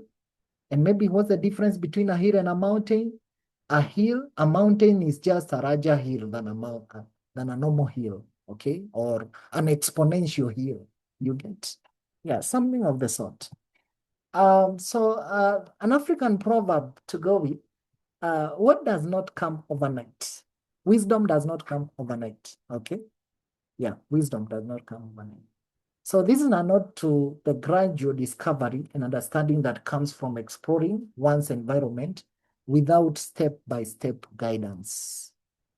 That's how, for example, babies learn fire is not a very good thing. Even if they might not have, it's not necessary that they have ever suffered a burn, but maybe because they have seen fire burning things. Okay? Yes.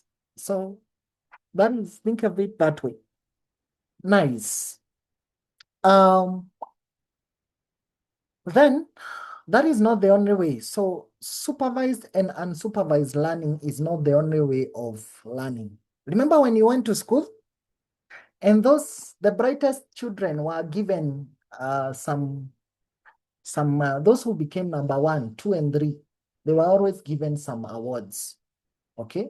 And so next time you would really work hard to make sure at least you appear maybe somewhere before the current number 1, so as to be given a gift. Okay. Now that's where reinforcement comes learning. It's learning through rewards. So there is either a reward or penalty. In our days, for those who are millennials, you realize that if you failed an exam, you would get to know, to face the wrath of the teacher's strokes. Yes, they had some good strokes that they would justifiably administer on your back because you failed to miss the mark. All right? Yes. But for the Gen Zs, that did not happen. Especially in Kenya, we had good laws protecting you from being beaten and from being harassed by strokes.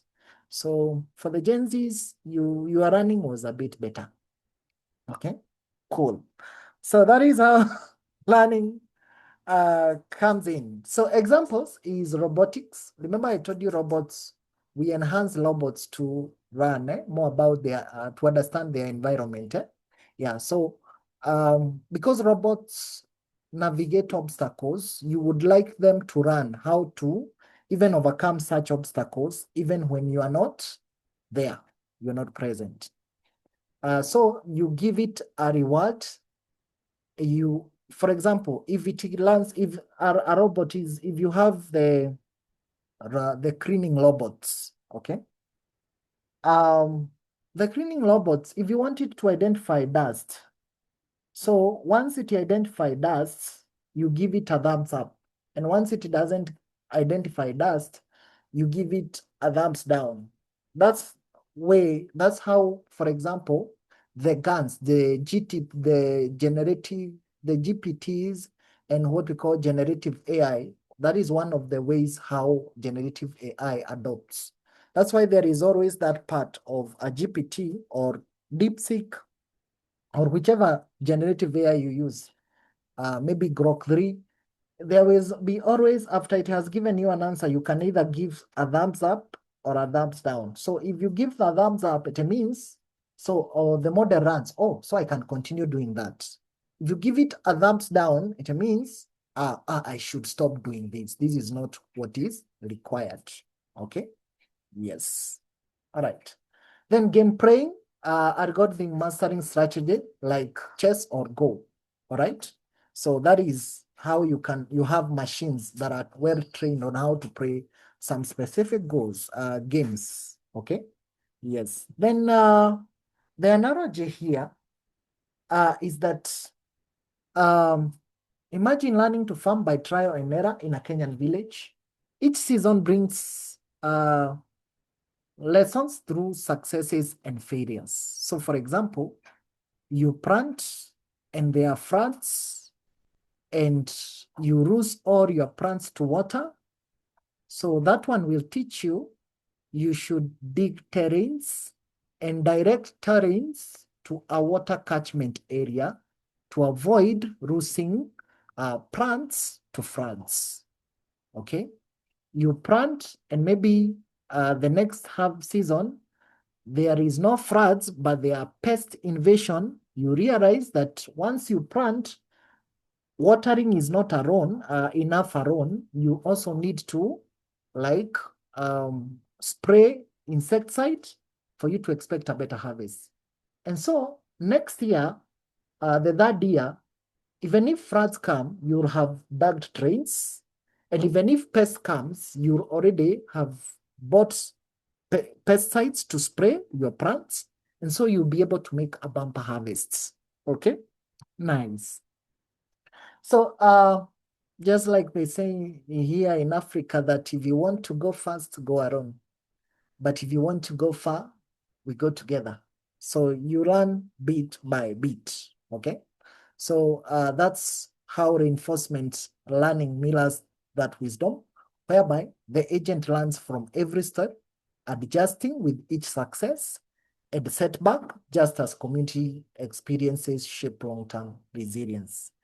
That's cool. Cool. But now, that is not all. There is always those people who are, for example, neither too hot nor too cold. Okay, they're in the middle. Okay, they those kind of people whom Jesus addressed in Revelation chapter 3 when he was talking to the church of Laodicea. He told them, "You guys, you are neither hot nor cold, and because you are neither hot nor cold, you guys, I'm gonna spit you out of my."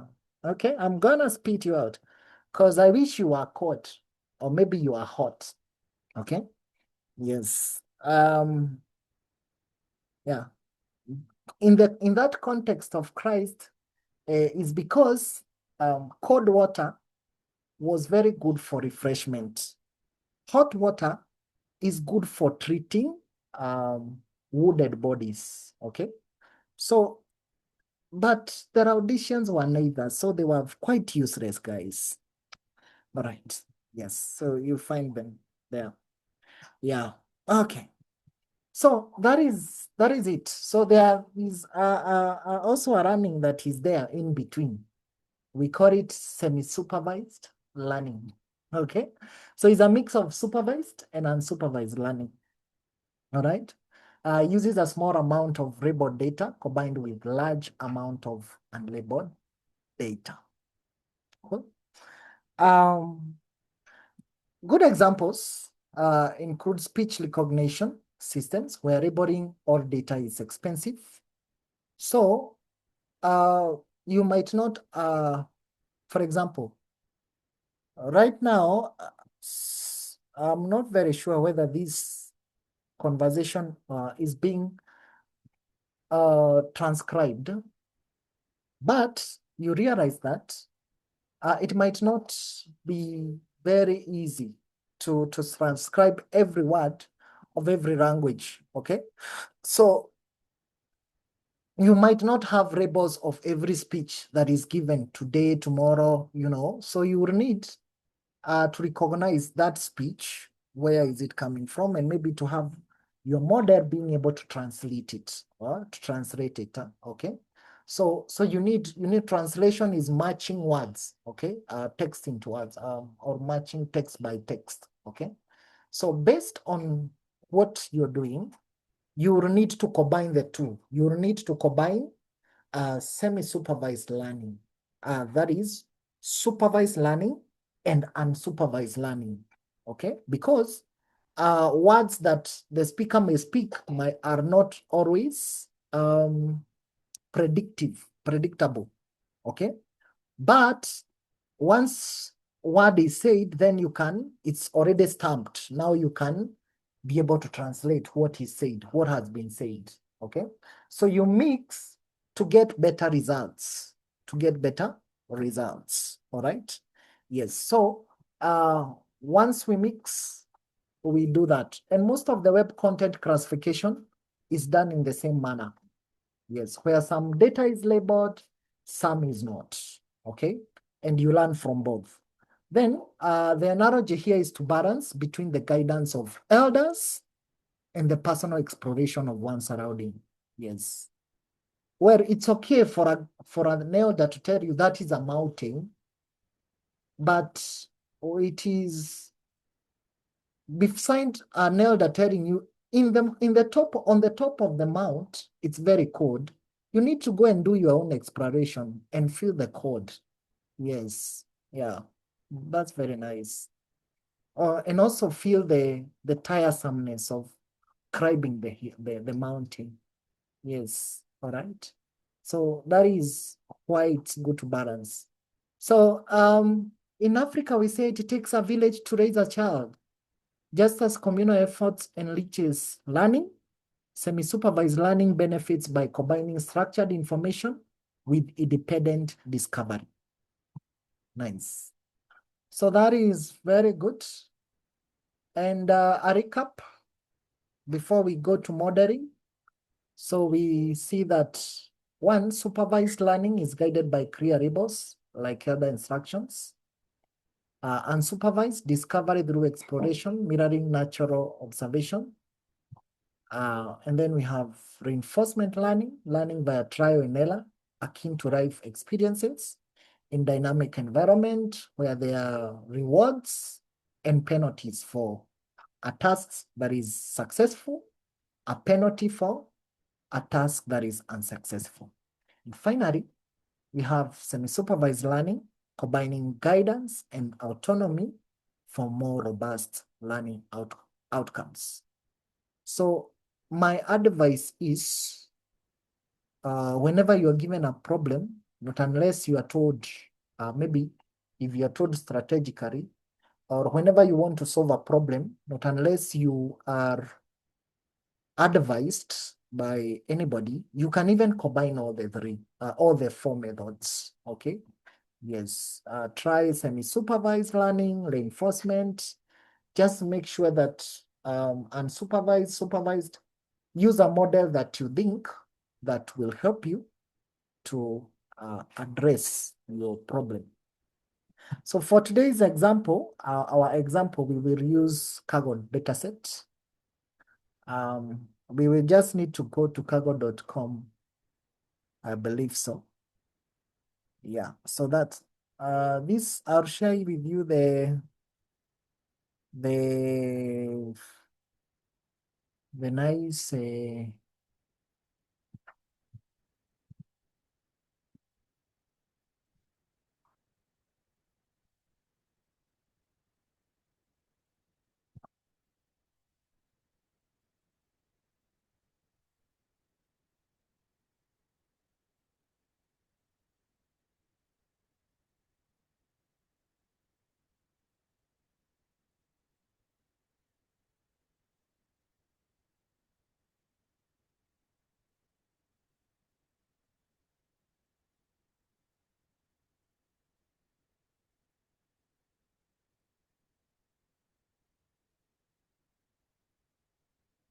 So if we go to kaggle.com, we end that so that we can check how we can access Kaggle dataset. A minute. So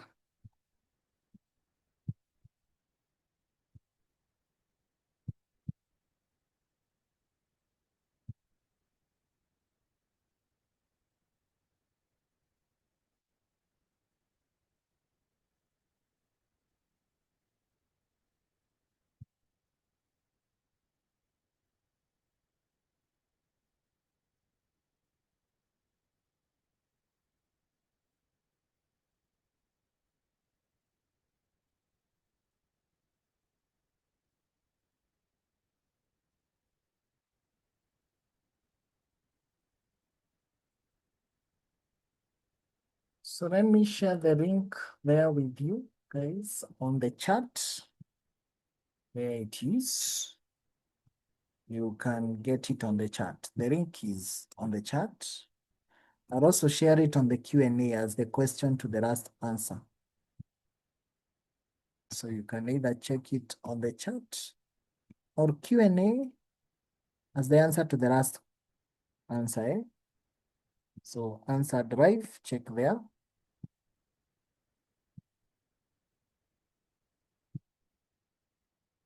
Type answer. I think I should type answer code. So I've shared with you Kaggle datasets. So Kaggle datasets are open source datasets that you can use to train and to run something from data, to model data. Okay. So we will do supervised machine learning, supervised machine learning.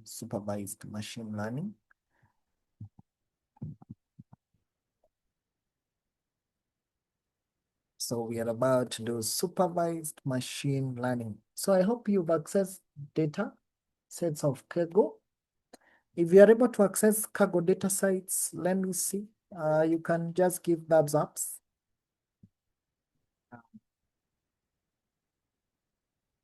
Yeah, we have a general WhatsApp for the group. If you are not in the group, you are not safe, Teresia. You are not safe as an AI engineer. You should be in. Okay.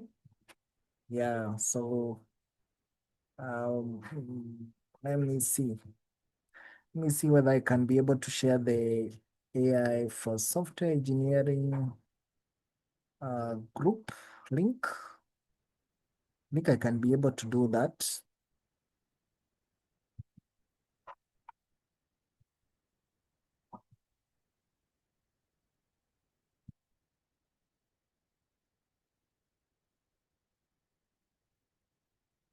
So I've shared on the chat the link. The link is also on the chat for Teresia and other guys who are not in the group. Make sure you join the group. Once you join the group, you form your own group, a group of group, because our assignments are done in groups. So you need to create your own group and submit that group. The registration form is still accessible from the group, I believe so. Yeah, or you can request for the registration form of your group. You identify a reader who will register the group. Yeah, cool. That's good. So here we are on cargo datasets. There they are. So let's see what we can get from cargo datasets. There are so many datasets you can get, like the one you are using about COVID, the infection. This one was released when? Updated May 23. Okay, so this is, I get late, is more latest than the one you used. China cancer patient record, fitness tracker data, global AI job, and market and salary. So if you are interested to create a model that works on that area of maybe job creation, you need this data set. Yeah, so there are several. Yeah, diamonds, mushroom. Okay, cool. As you can see, there are universities, what have you, transportation. Maybe you are working with data set that needs to train maybe models or to focus on transport or traffic and weather data sets. So here they are, we have a full data set that you can use. Now note, you might not really rely on this if you're working in Africa, but you can do it to train your model. You get it?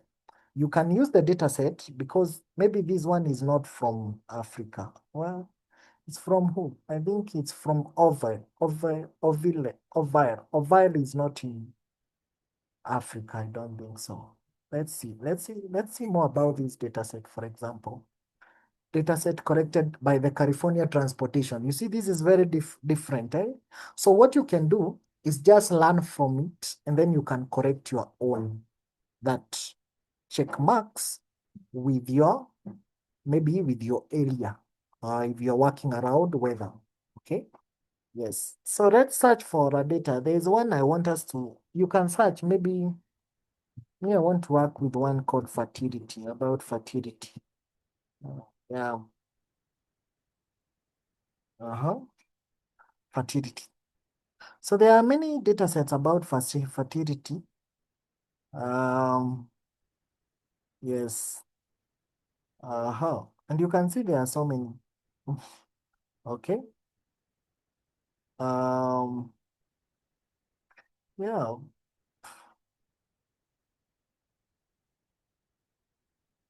So for example, you can do these population, life expectancy, and fertility traits. Okay, that one looks good. 7 years ago, it's a bit old. So it's a bit, it means many people have used it. Okay.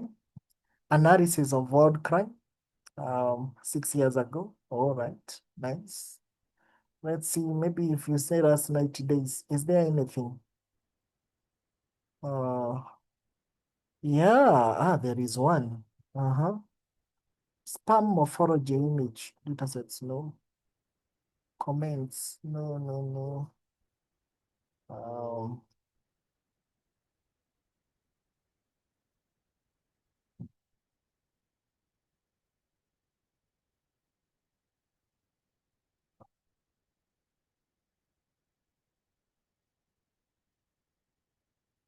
So you see, there are so many datasets. Word data cream, notebook.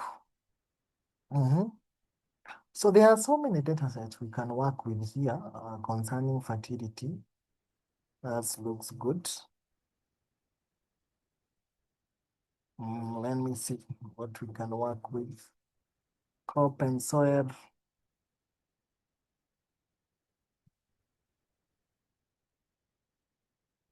Let me see, let me see anything viewed by me. I've not viewed anything. Okay. Nice. Okay. Let me see what data set I can work with here.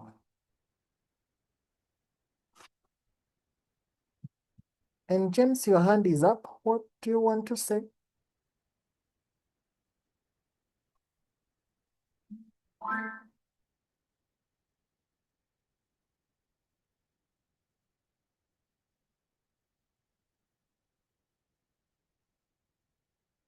James, I can see your hand is up. Let me allow you to talk. Yeah.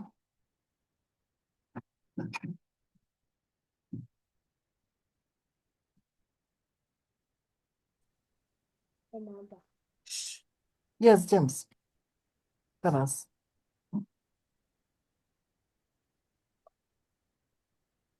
Sharon, I think you're. Hi, Shakin. Oh, Yes. sorry. Yeah, so my question was from earlier, from the first part of the presentation, but good evening to you and thanks for this lesson. So I was quite curious. I don't know if you've watched, have you watched the iRobot movie by Will Smith, where Will Smith acts? Yes. Yes. So my question there was around the category of AI that they used in that movie. Would we say it's general AI or it's the other one? Which one? The what do you call it? Narrow AI. No, not even narrow AI. The one that's after general is what? Super intelligent. Yes, super intelligent AI. So for that movie, what category were they looking at? Just out Super of curiosity. intelligent. They were trying super intelligent, but they were just acting it. Not really. I know, but I was just Well, curious. actually, most of the super intelligent AI is only so much as per se as we speak. It's much more in it's more practiced in the movies. It's victimized. That is, it's fictitious. Like it is not really. We hope AI can go to those levels. You get it? Yeah, true. We wouldn't want it to be there. But they are. Thanks, Joaquin. Yes, you get that. Okay, thank you, Sharon. That was good. Mbusami.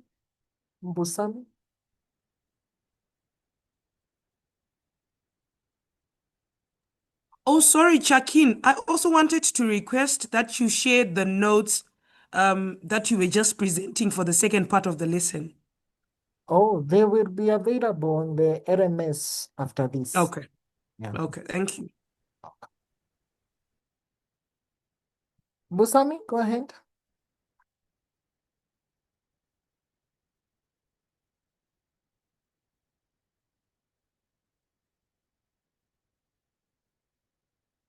Busami, you can talk. Busami Kisanya.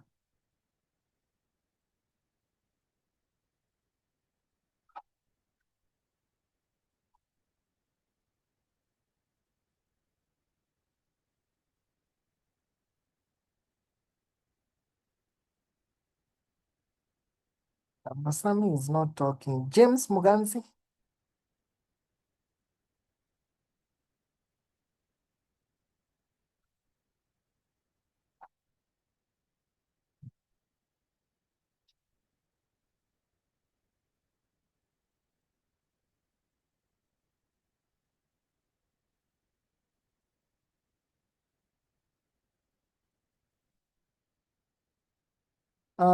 James is not talking. So who else is want to talk? I'm looking for those people who are raising their hands. Wareka Moses.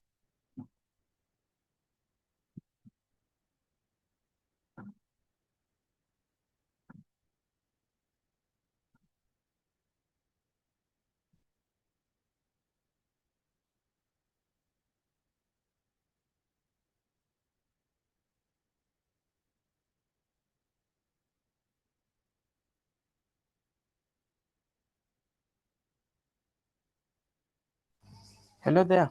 Yes. How are you? I'm very fine. Oh, okay. My quiz, though I joined the lesson late. So can you clarify on how we submit the assignment, please? My friend. You don't know how we submit the assignment. Okay, it's very easy. First, are you in a group? Yeah. Okay, that's the first thing. First, make sure you're in a group. Have you handled the assignment as a group? Yes. Good. Now, have you collaborated in that Yes. assignment? Good. Yeah. And once you collaborate, you work on that one link. You see that one link you shared and collaborated as a group? Yes. That is the one you are submitting. So every individual is submitting that link separately or only Yeah, a that group link, leader? because your RMS requires you to submit a link for you to progress, is it? Okay. Yeah, I so you understand will now. need to submit that one shared link so that you can progress. That's okay? Okay, thank you. Welcome. Okay. And don't ask me questions that make me wonder, where are we? All right. Alex, you can raise your question. Hello, Jackie. Hello.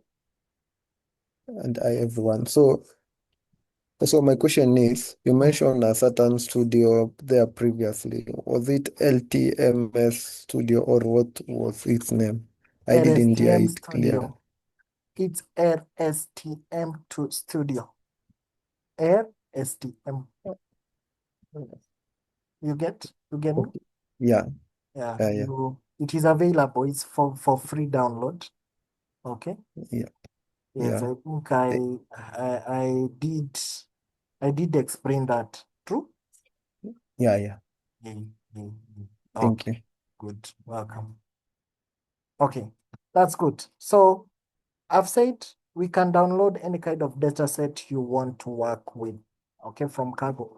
It provides nice data set. So we've just done one for fertility. So we've downloaded one for fertility, just the one I've picked. And so I'll share it with you. So all these resources, the PowerPoint, the data set, I'll share with you. And even maybe we happen to create maybe a notebook I'll share with you. So let me use Anacoda. Let me log into Anacoda. Or you can use Anacoda. Me, I can use Anacoda or Google Colab while I'm training is okay. But for you, you'll need to install Jupyter Notebook. Just in case you've never installed Jupyter Notebook, you don't need to worry. Just go click on your nice terminal like it is. I hope I'll be able to explain this in the next 12 minutes. Our class has 12 minutes before it comes to an end. So I hope I'm able to explain this in 12 minutes, hopefully. Okay. So you just need to, let me enlarge this. So on your terminal, once you open your terminal, type install, pip install. I hope you already have Python, hopefully, because you have run Python for the last 8 weeks. So pip install Jupyter Notebooks. Install. Okay. Jupyter. So that's all you need to do. So it will install Jupyter Notebooks and something else called Jupyter Hub. Okay. Yes, very fast. So for me, it won't install because it will check and it will be able to see that everything that I need is I'm compliant. Okay.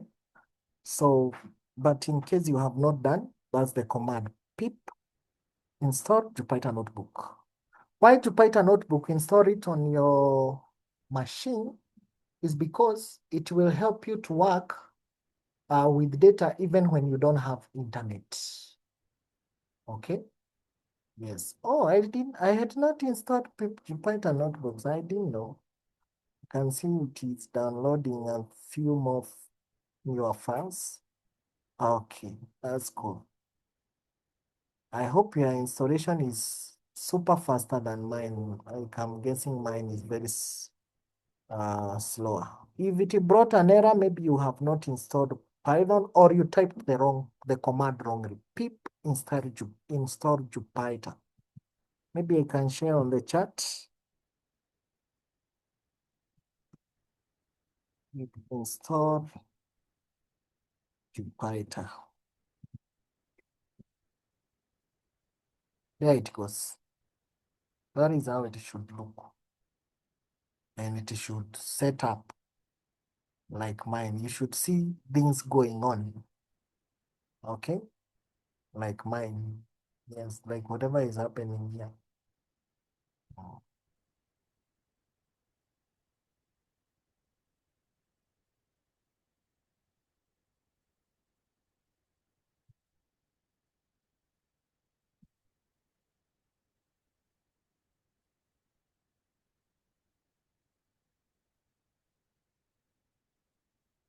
Requirement already satisfied means you already have it.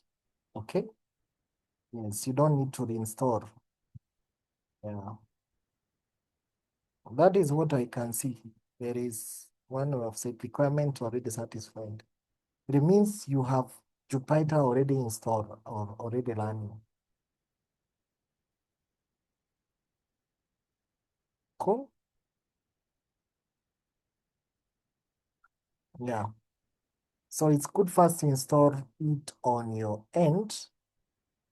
And once you install, let's wait for it to finish the installation.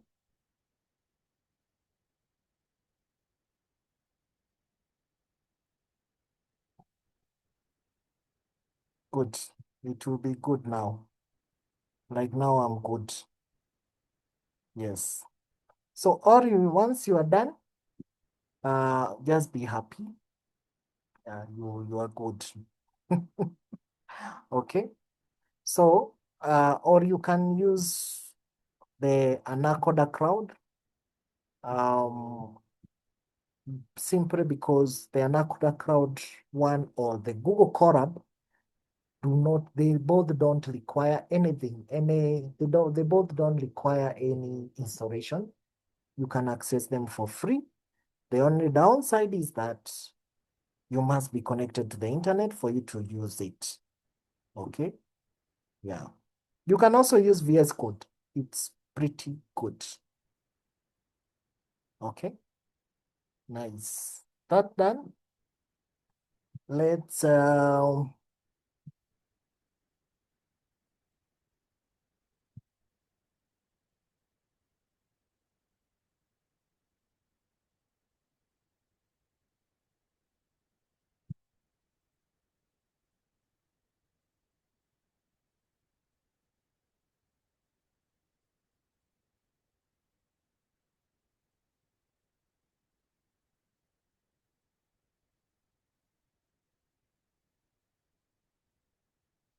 or you can use Google Colab.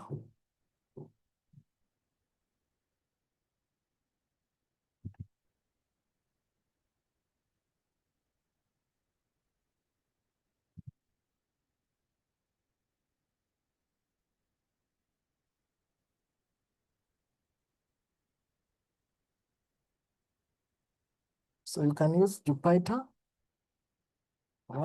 online. This is Anaconda Jupyter app online or Google Colab. It also will offer the same thing online. Okay. Nice.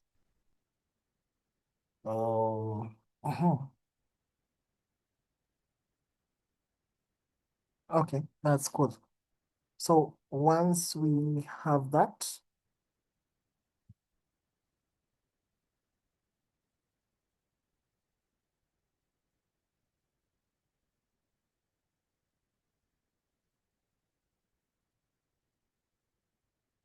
so if you, for example, you want to put your own files online, you can check them here. You can save them there. You will see them. Okay. Yes, if you have done your own, or maybe you want to add a file from your own. Okay. So for example, maybe I want to add a file from anywhere. I might add from here. Okay. Yes, so let's say I want to upload a file that I want to use, for example. I've downloaded fertility.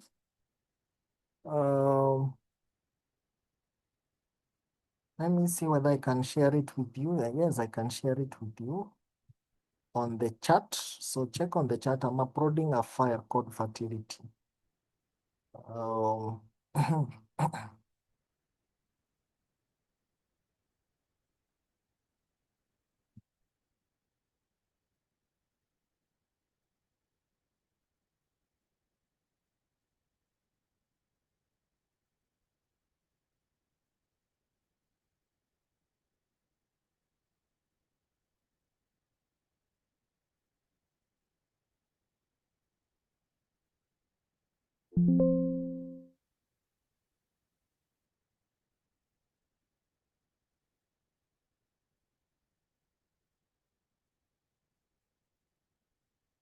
So there is a zip file I've uploaded.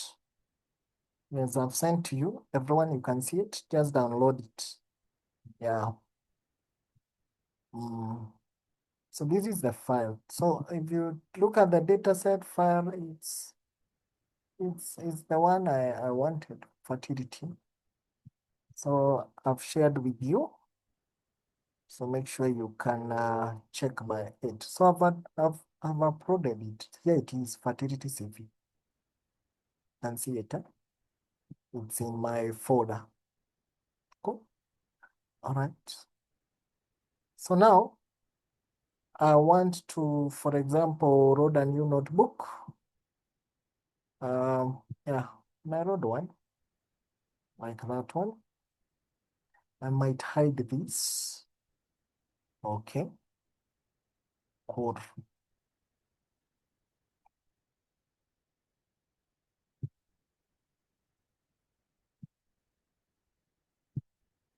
Everyone, we are okay so far. If we are together, type, I want to see thumbs up. If we are together, thumbs up.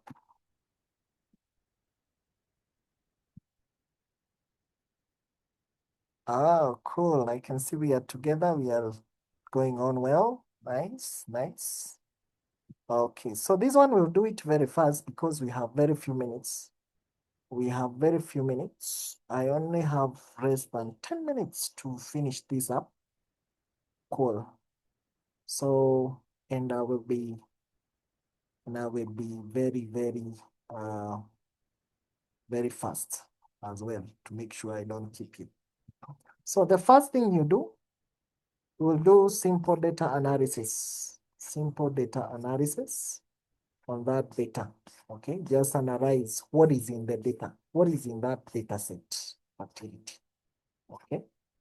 Yeah, and then we will, after the analysis, we will now work around the just try to see what have we learned from the analysis.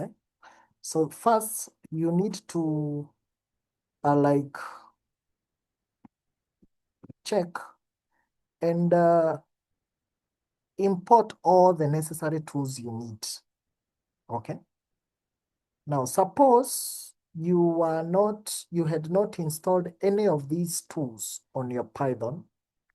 You will need to run pip install, for example, NumPy, pip install pandas, pip install Seaborn, pip install Skiller.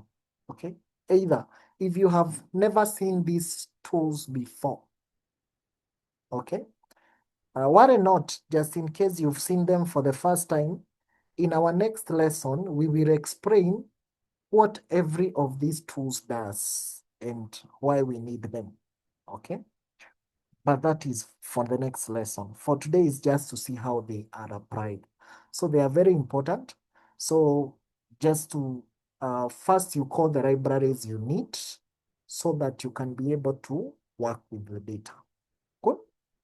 Nice. Now, next, after calling the libraries, you need now to maybe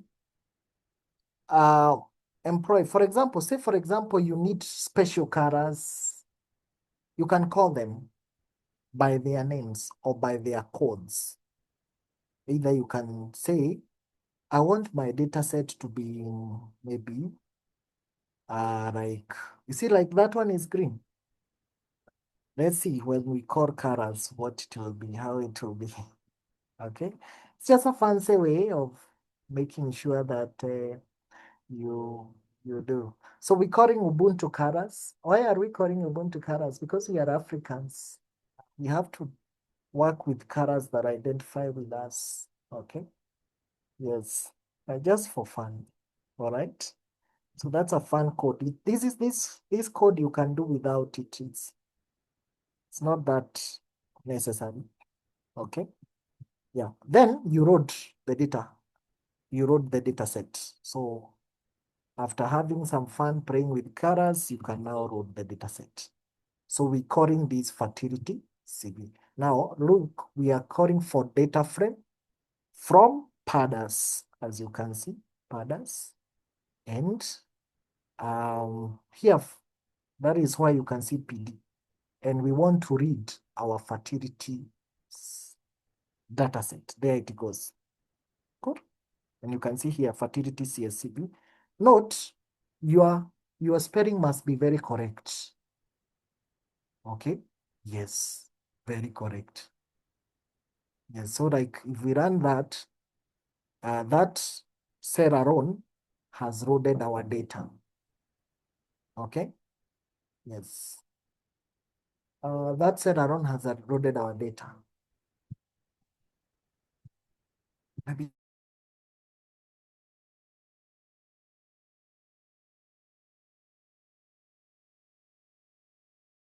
Okay, good. So we good. We have loaded the data set. The next thing we will do, we are going fast because of time. Allow me to be fast because of time. Maybe next lesson we'll get to explain what bit by bit, because we'll explain why we use these tools and everything. So let's now do data inspection. We want just to see what is in the data. What is in the data? So that's why we are saying print. Print the first 5 rows. Print step 1, data inspection. That is know your community. We want to just know our data. And we want to, the first 5 columns and by all columns by 5 lines. So something like that. So if we execute that, you should see that, for example, yes. Or we've said inspect, check all the data, whether the data is good, whatever we have. Now these drawings you've seen, these double lines are the one I've checked here, and I've just drawn it. Okay, cool. The next bit after that, we can now do initial explorations, like checking the data shape. How is our data? Okay. Yeah, checking data shape. All right. Just checking how is our data. Okay, let's see whether it will check. Good. It is successful. Just note, the emoji was not necessary. It's just for fun. Okay, the emoji is not necessary. It's just for fun. You can see sometimes if you are working with VS Code, it might not work if you use the emoji. VS Code is not emoji friendly mostly. But yeah, you can see my emoji has been printed. Yeah, so it's just that I wanted it to be printed.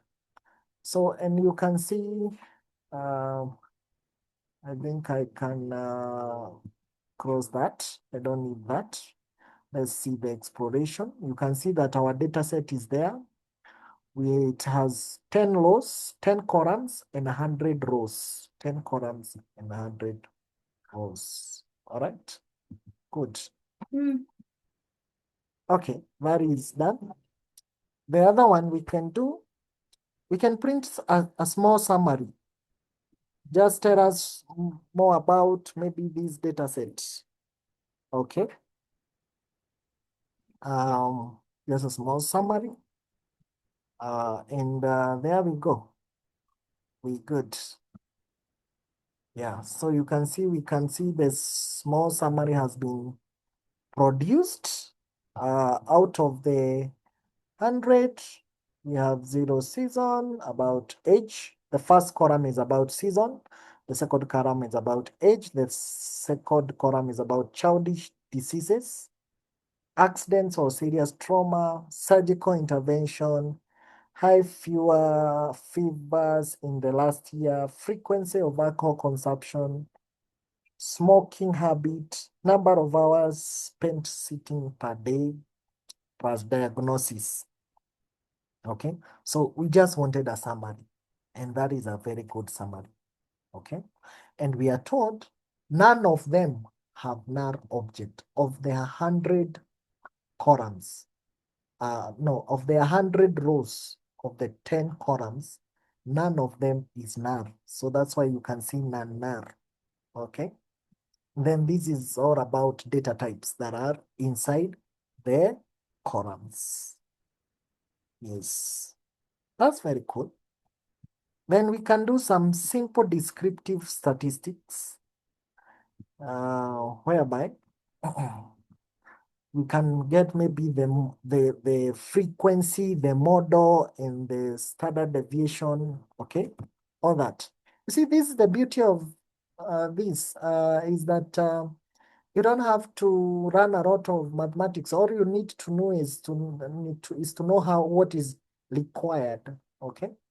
Yes, and you can see it has been able to run that for us.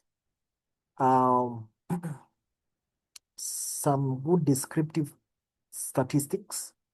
You can see the count, the unique, the top, the frequency, the mean, standard deviation, mean, the first mode, second mode, and third mode, maximum. All of them models. The models are well explained there. Okay, that's good. So I've already made you statisticians, so you should pay me for showing you how to do statistics in a very easy manner. Very easy manner. Okay, nice. That's very good. So now, let's now check. Are there missing values? We just want to check whether they are missing values. We are not saying that we know they are very of any, but we just want to check whether there is any missing value. So that is it. No missing values, as you can see. No voice was left unheard. Oh, that is what we've said there. That if there is no missing value, they should tell us no voice was left unheard. Cool. All right. So if there were missing values, we would have done data cleaning. So we will do this, but remember, so it's not a must we do the cleaning because we've already seen there is no missing values. But let's see, there could be redundant values. Because there could be redundant values, so we will check any redundant values and we will mop them out. Okay, that's what we call data cleaning. All right, and once we clean, we say we want to heal the community. Yes, nice. Okay, nice. Healing the community. Data cleaning. Okay, good. So now we want to clean the data, check whether there are any redundant or what we call outliers. Outliers is strange data, data that we don't expect to be in our data set. For example, in this data of fertility, you don't expect us to be checking fertility on a 120-year-old age person, whether male or female. That would be very strange because at that age, we don't expect fertility to be happening. All right? Except in Abraham's case. And it happened before 120. So after 120, maybe there is no fertility that happens after 120. You know? So we want to check such strange data. Okay? Yes. So yeah, so that we can be able to fix it.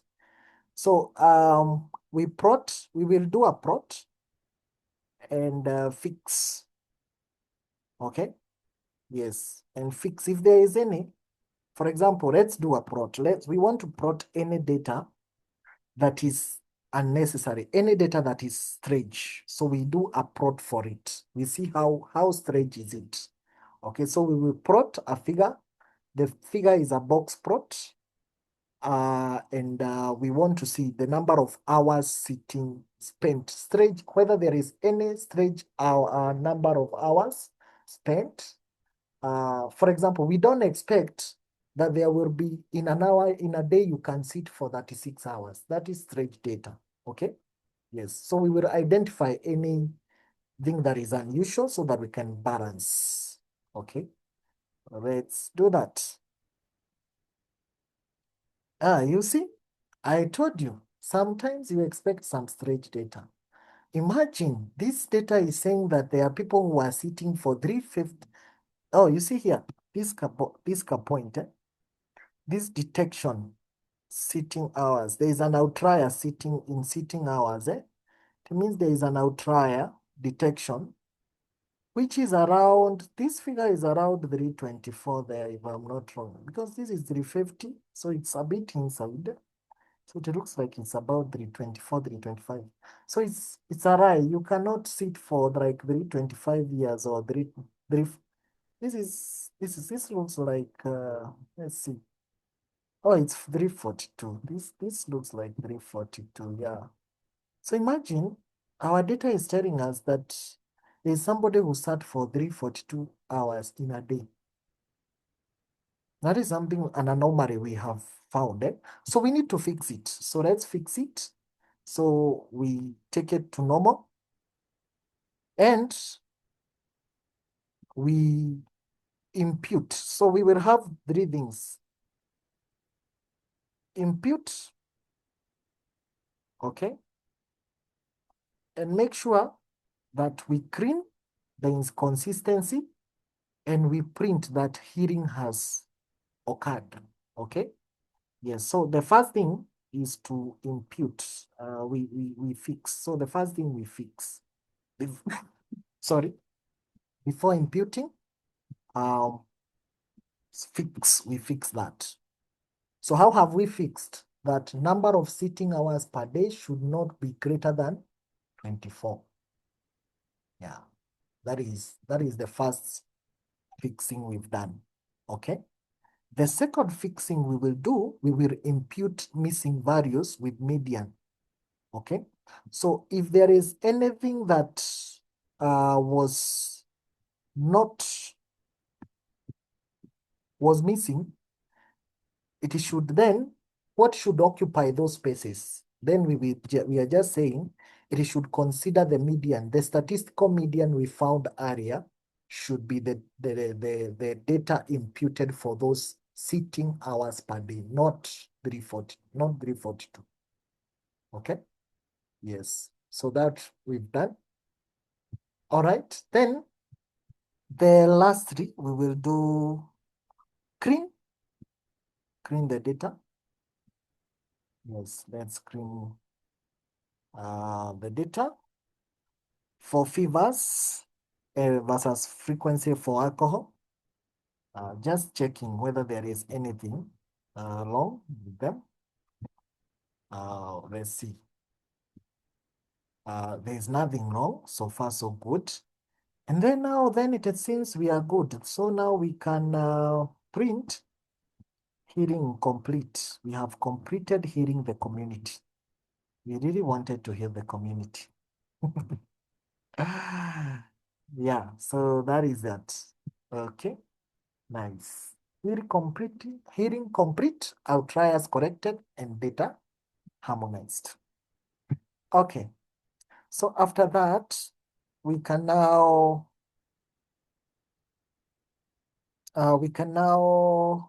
explore some analysis, do some analysis, exploration of what have we done so far so good, and how is our data after cleaning. And let's see. SailMagic. Oh, this not found. Let me see what was not found. SailMagic percentage not found. Okay, this one. Oh, this should be commented. We are just exploring. Yes, can you try now? It should not bring an error. Hey, good. Hey, yeah. So there is always an issue when you don't comment your. So this was a comment. So if the comment mark is missing, it can always be an issue. So let's explore. As you have noted, that my way of printing these, yeah, that's a simple way of just printing whatever I've printed.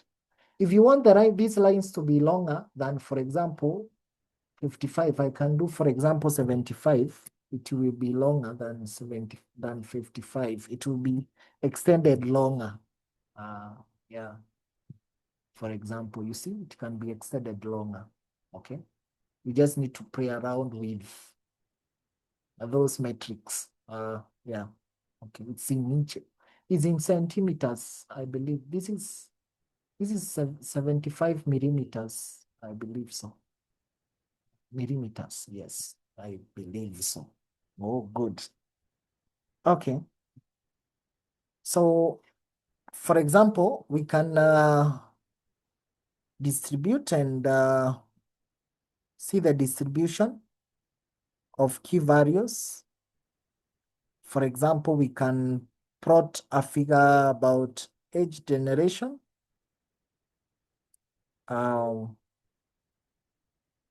So, in our statistical data, we realize that we can be able to what is the most frequent data, all the frequent data set, the data set.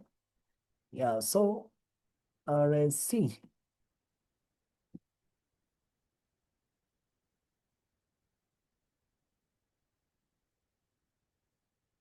No, this is not necessary. Doing this. I think we are duplicating the. I don't think we need this, for example, but let's see. I think that's cool. That's okay. We just wanted to see age distribution, based on the statistics we've done earlier, okay? And as you can see, there is a nice plotting of our age distribution based against those people who, this is age distribution only, yes, of a histograph showing of age variation for each and every fertility count, okay? So at this level, when you have 28, the fertility is very low, high between 28 to 32. But from 34 to 36, fertility goes lowering. That is something we can be able to mine from that. Okay. Nice. Then we can also diagnose balance. So we want to see how many diagnoses are there that are balanced. Okay, so simple. We run the command here. And there we go. Let's see what is the diagnosis count. So this is the diagnosis count. Those who have been diagnosed, those altered fertility and against normal fertility. Okay. Altered by maybe what altered? What brought the altered? Maybe let's see. What was altered by the lifestyle? Okay, we just explore the factors.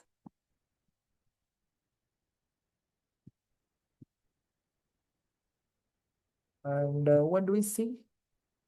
All right, so we can see smoking habits that versus the health patterns. So you can see that smoking really affects fertility. Those who had never smoked were the one who got with the normal. So you can see that the colors here are the same. These orange and these, they are normal, never normal. So the merge of these 12% who are altered are those who either smoked occasionally or daily, as you can see. Yes. So what do we mean from that? So if you want to remain fertile, you and smoking should not see each other. Otherwise, you'll be having what we call altered fertility. Based on this data we are doing analysis. Guys, so if you are used to acting as a chimney, it's time you rethink your behavior. Okay, good. Nice. Then something else we want to know, how does sitting hours affect fertility? Okay, so you can see that those people who don't sit long, they have normal fertility. But those who sit for long hours, they have altered fertility. So again, if you want to remain normally fertile, you and sitting for too long, don't be a bench warmer. All right, my friend. Okay. So, yeah, that's good. Then we can print, we've already done some exploration analysis. Now we can do some feature analysis, for example. Okay. Yeah, feature relationships. We can try to map data relationships. So that is cool. Maybe I can make this 65 so that it can cover my data. Yes, so that is cool. Nice. Okay. So among the features relationships we want to find, we want to see the first feature we want to look at is how we can do some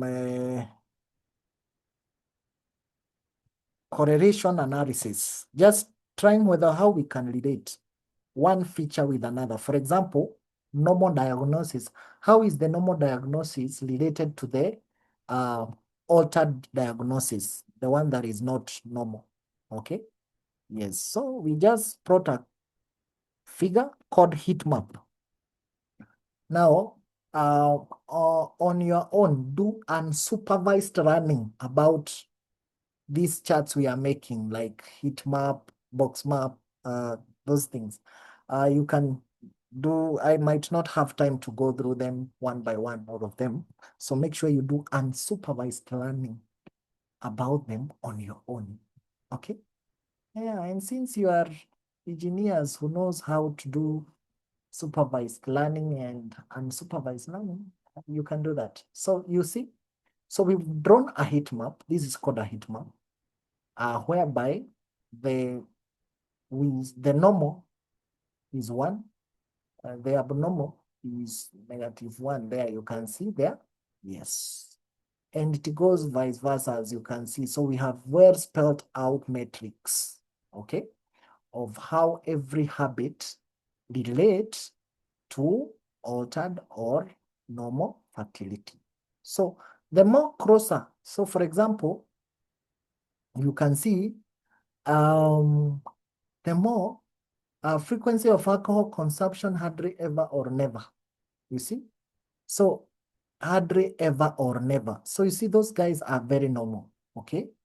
Seasoned winter, that is, you've not encountered all the winters, maybe once because of winter, maybe because of weather. We mean fertility that is affected by weather, very low. High fevers in the last year, very low, okay? But as you can see, as we go along, there is, for example, frequency of alcohol consumption is very high. Surgical intervention, yes, very high, you get. So it all has got those relationships. This is called a heat map. So on your own, do unsupervised learning of heat maps and how they work. All right, that one you can do. I trust you guys. You are good. You are good at that. Okay. And finally, but not least, but the last aspect we will check on that is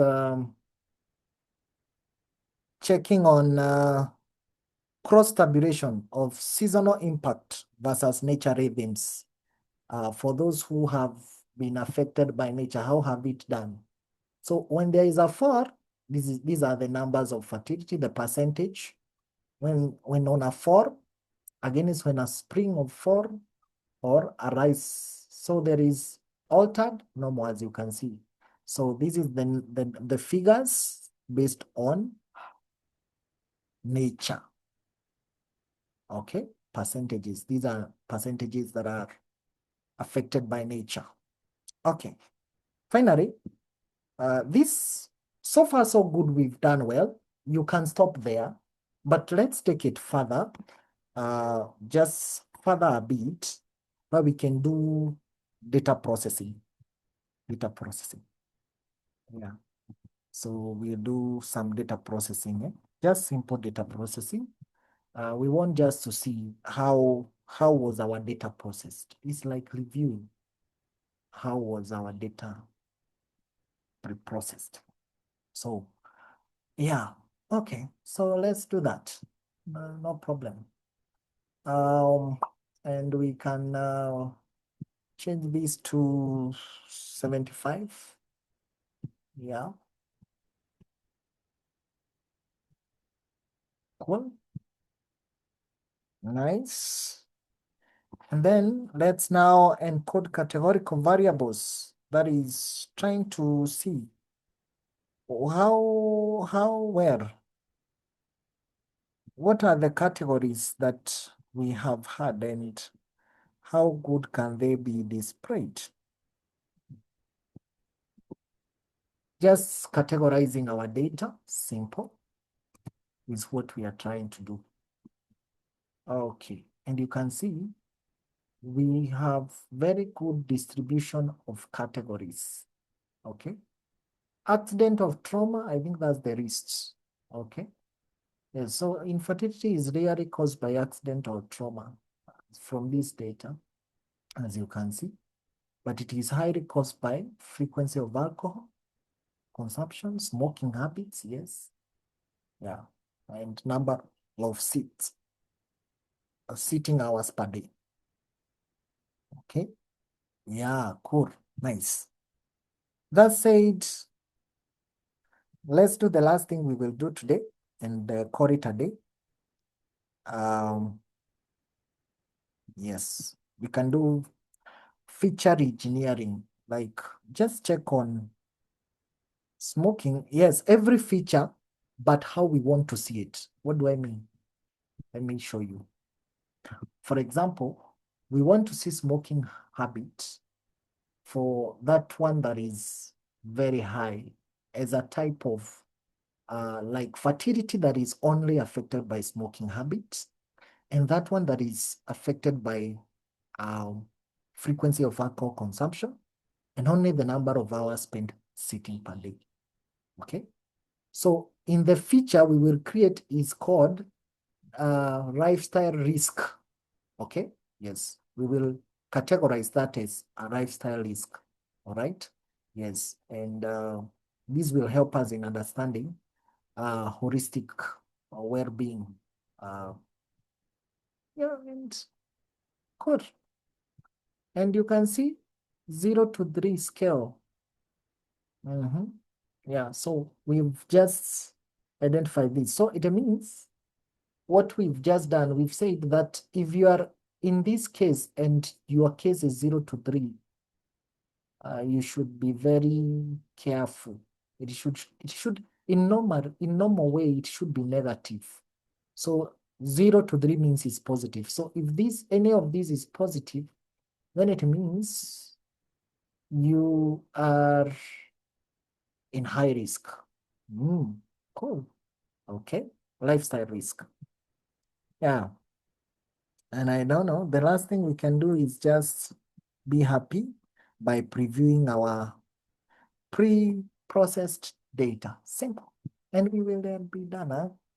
Yeah. Just for happiness purposes.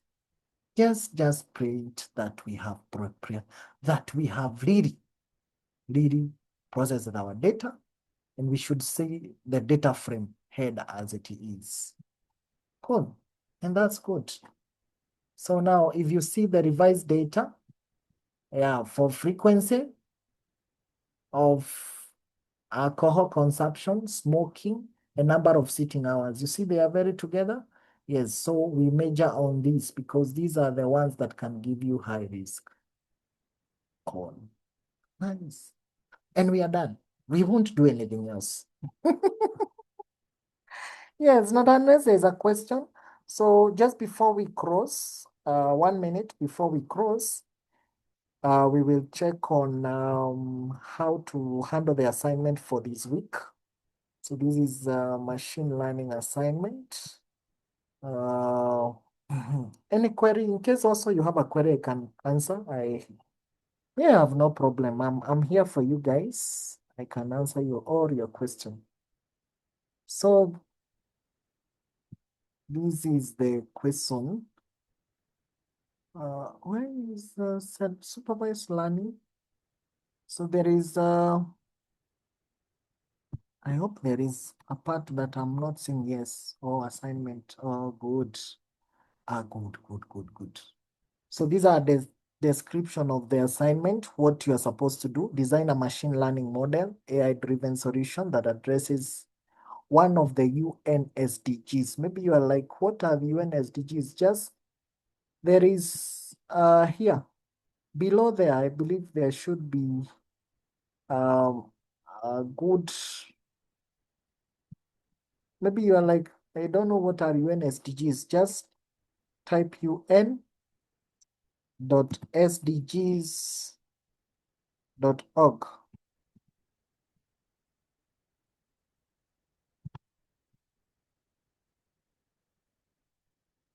You should be able to get them. Oh.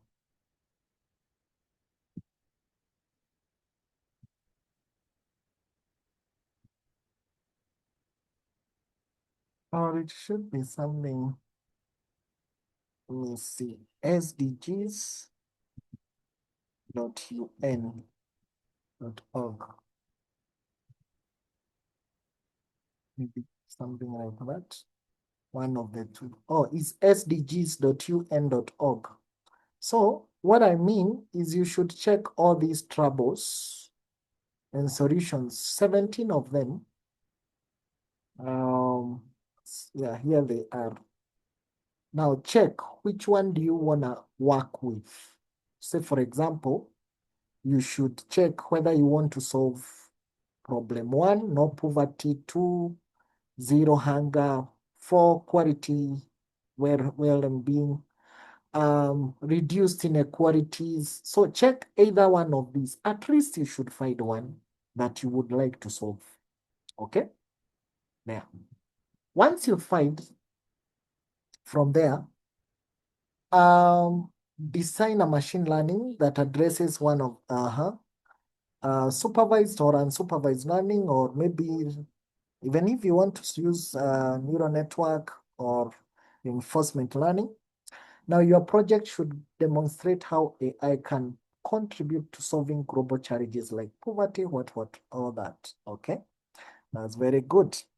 Then you are using, in case you are stuck, just use week 2 materials slides for ML concepts. and you can be able to check layers with your group. Okay. Yes. And for crowd-based coding, you can check on Google Colab, no problem. So after that, share your GitHub repo. Now it should be done the same way. Now all our assignment will be done in the same order. Group. First, you solve the problem as a group. Then you share the repo that you have all as a group. You have contributed to. Okay. Yes, we've agreed here on this class that after every 2 weeks, we should review the assignments and give feedback. So make sure yours is ready. So these assignments deadline should be by Sunday, 11:59. It should be submitted for review. Okay.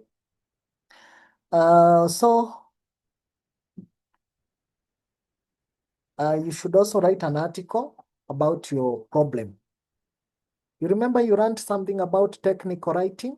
So you should add, in your repo, you should add a good link of this article. It should be a blog that we can all read. So make sure you write a blog about that problem. Say, for example, is about hunger. Tell us how your model will help us to reduce hunger. Okay? Yes. So make sure you do that, and you're given some good example, all right, where you can be able to forecast. You can be able to check some of the things you can do, okay? Yes, like you can use SDG 11, optimize public transport routes, or SDG 13. Those are just examples, okay? But you get it, eh? So then you select an ML approach. So in your approach, you should say whether you are using supervised or unsupervised or reinforcement, or maybe semi-supervised, no problem, okay? Or maybe you are mixing all of them. You make sure you state all of them, the ones you have used and where you've used them, okay? Yes, and make sure you also defend in your blog, make sure you defend why you are doing the data set. Now, I would like all of you, the best way, make sure that whoever the group reader should ensure that everybody has explained something about that data set and how your technology is solving that problem in that blog, so that everybody contributes towards that blog. Okay? Yes, that's very nice. Then dataset tools, I've given you several, even Kaggle, World Bank Open. You can pick any from there, okay? Or you can develop your own. If you have the capacity to create your own dataset, I have no problem with that. Some of the tools you can use, there they are, okay? Then build your own module, clean, normalize, and split data. Train your module, use techniques like decision trees, CNNs, if it is about vision, NLP, sentiment analysis. So this time there is no AI. For the guy who said we reduce AI, I think you had not seen this. This one, there is nowhere you are asked to use AI. Okay. Then ethical reflection. Now this is very key. You should defend after evaluating and making sure that we have evaluated our data, make sure there is ethical reflection. How might bias in your data affect outcomes? So identify the biases, possible biases in your data, in the data set that you choose, and suggest a solution for that. So that one should be visible also in the blog, okay? Yes, so then deliverables, code, yeah, Python. Report, this report is a one-page summary. It should be in a blog, okay? So this one should be done in a blog, okay? SDG problem, you state which SDG problem you are addressing, approach used, and the data set you used, where you got it from, and a good presentation. So you should also have a good PowerPoint presentation or Canva or the other one. There's another one I see you guys love, the one that is AI based. There's an AI based presentation that we like using. Yeah, so whichever way, just make sure it's a good presentation. You can also use it's called Napskin. Napskin is good. It's also AI generated. Yeah, but make sure you have a good presentation for that. The best presentation will be presented. You'll be studying a chance to be forwarded to the Talent Hub. So it's good you know that. If you focus, if you do a good presentation and you solve your problem very nicely, you might stand. For example, you've just seen how we've informed. Our data have helped us to inform society on fertility. Can you, if you tell us how your data set can help the world maybe to work with zero hunger, if you really solve your problem well, you might be promoted to Talent Hub for external. We usually have external competitions. Yeah, you will be featured there. Okay.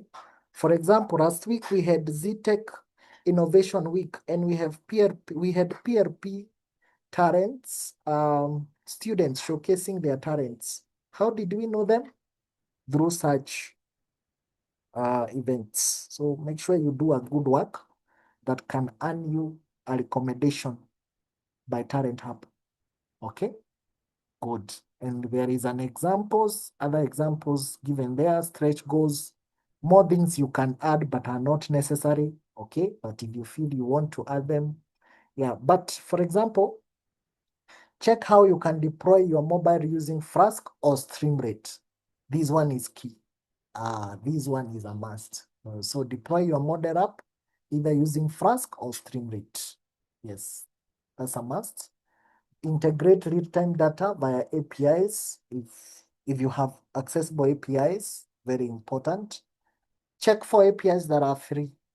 So you should, if you need any API, you should check for those ones that are free. Okay.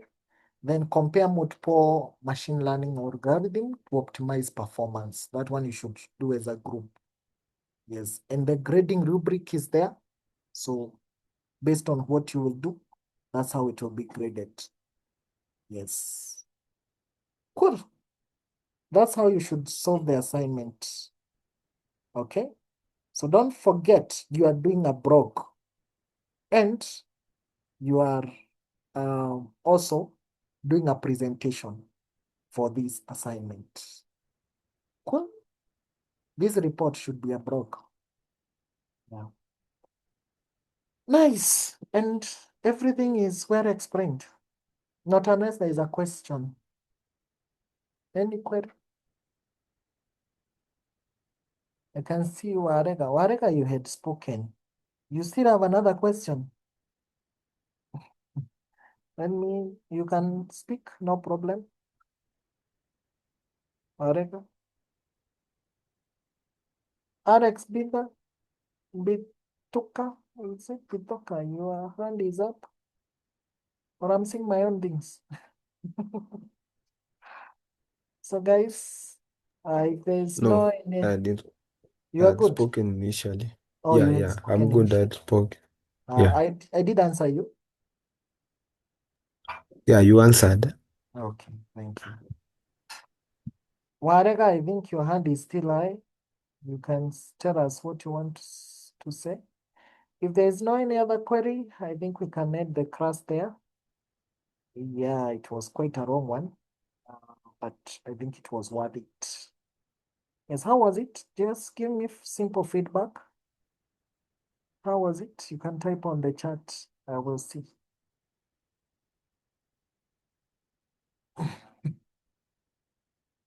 Yeah, good. Wow, wrong. Good, I know it was long. Yeah, a lot. Oh, I had warned you before the beginning. Mhm. Okay, cool, sad, motivating. That's good. Overwhelming. Send the recording. Yeah, the recording will be available immediately after the record before tomorrow morning. I think it should have finished after check after an hour or so. It will be available. Okay. Thank you. I'm happy for the very good feedback you guys have given. Yeah, my email, let me type on the chat. Is somebody wants my email? No problem. It's very much available. But today is I'm still on holiday here in Kenya, so I might not answer you today, but maybe tomorrow I will. The holiday will be over by tomorrow. Yeah. The holiday will be over by tomorrow. Yes. Yeah. So tomorrow I'll answer you. But today don't expect an answer. And Haimana is telling me today in the midnight the holiday will be over. Yeah. Wow. But me, I was working overnight. So you can't tell me. I have to recompensate my hours. I have to compensate my hours of being awake for so long. Yes, that's very good. Okay, yeah. Mm. So that's cool. Okay, thank you guys. For the remaining 3 hours of Madaraka Day, may they be very nice to you. Yeah. Make sure umejibamba vizuri. In Swahili we say ujibambe, meaning furahia, meaning enjoy. Okay, bye guys. Have a good night. We keep chatting. More queries can be posted in the group. If you have anything you want to understand in a clear and amicable way, no problem. Okay, cool. Thank you. Thank you so much. Adios. See you next class.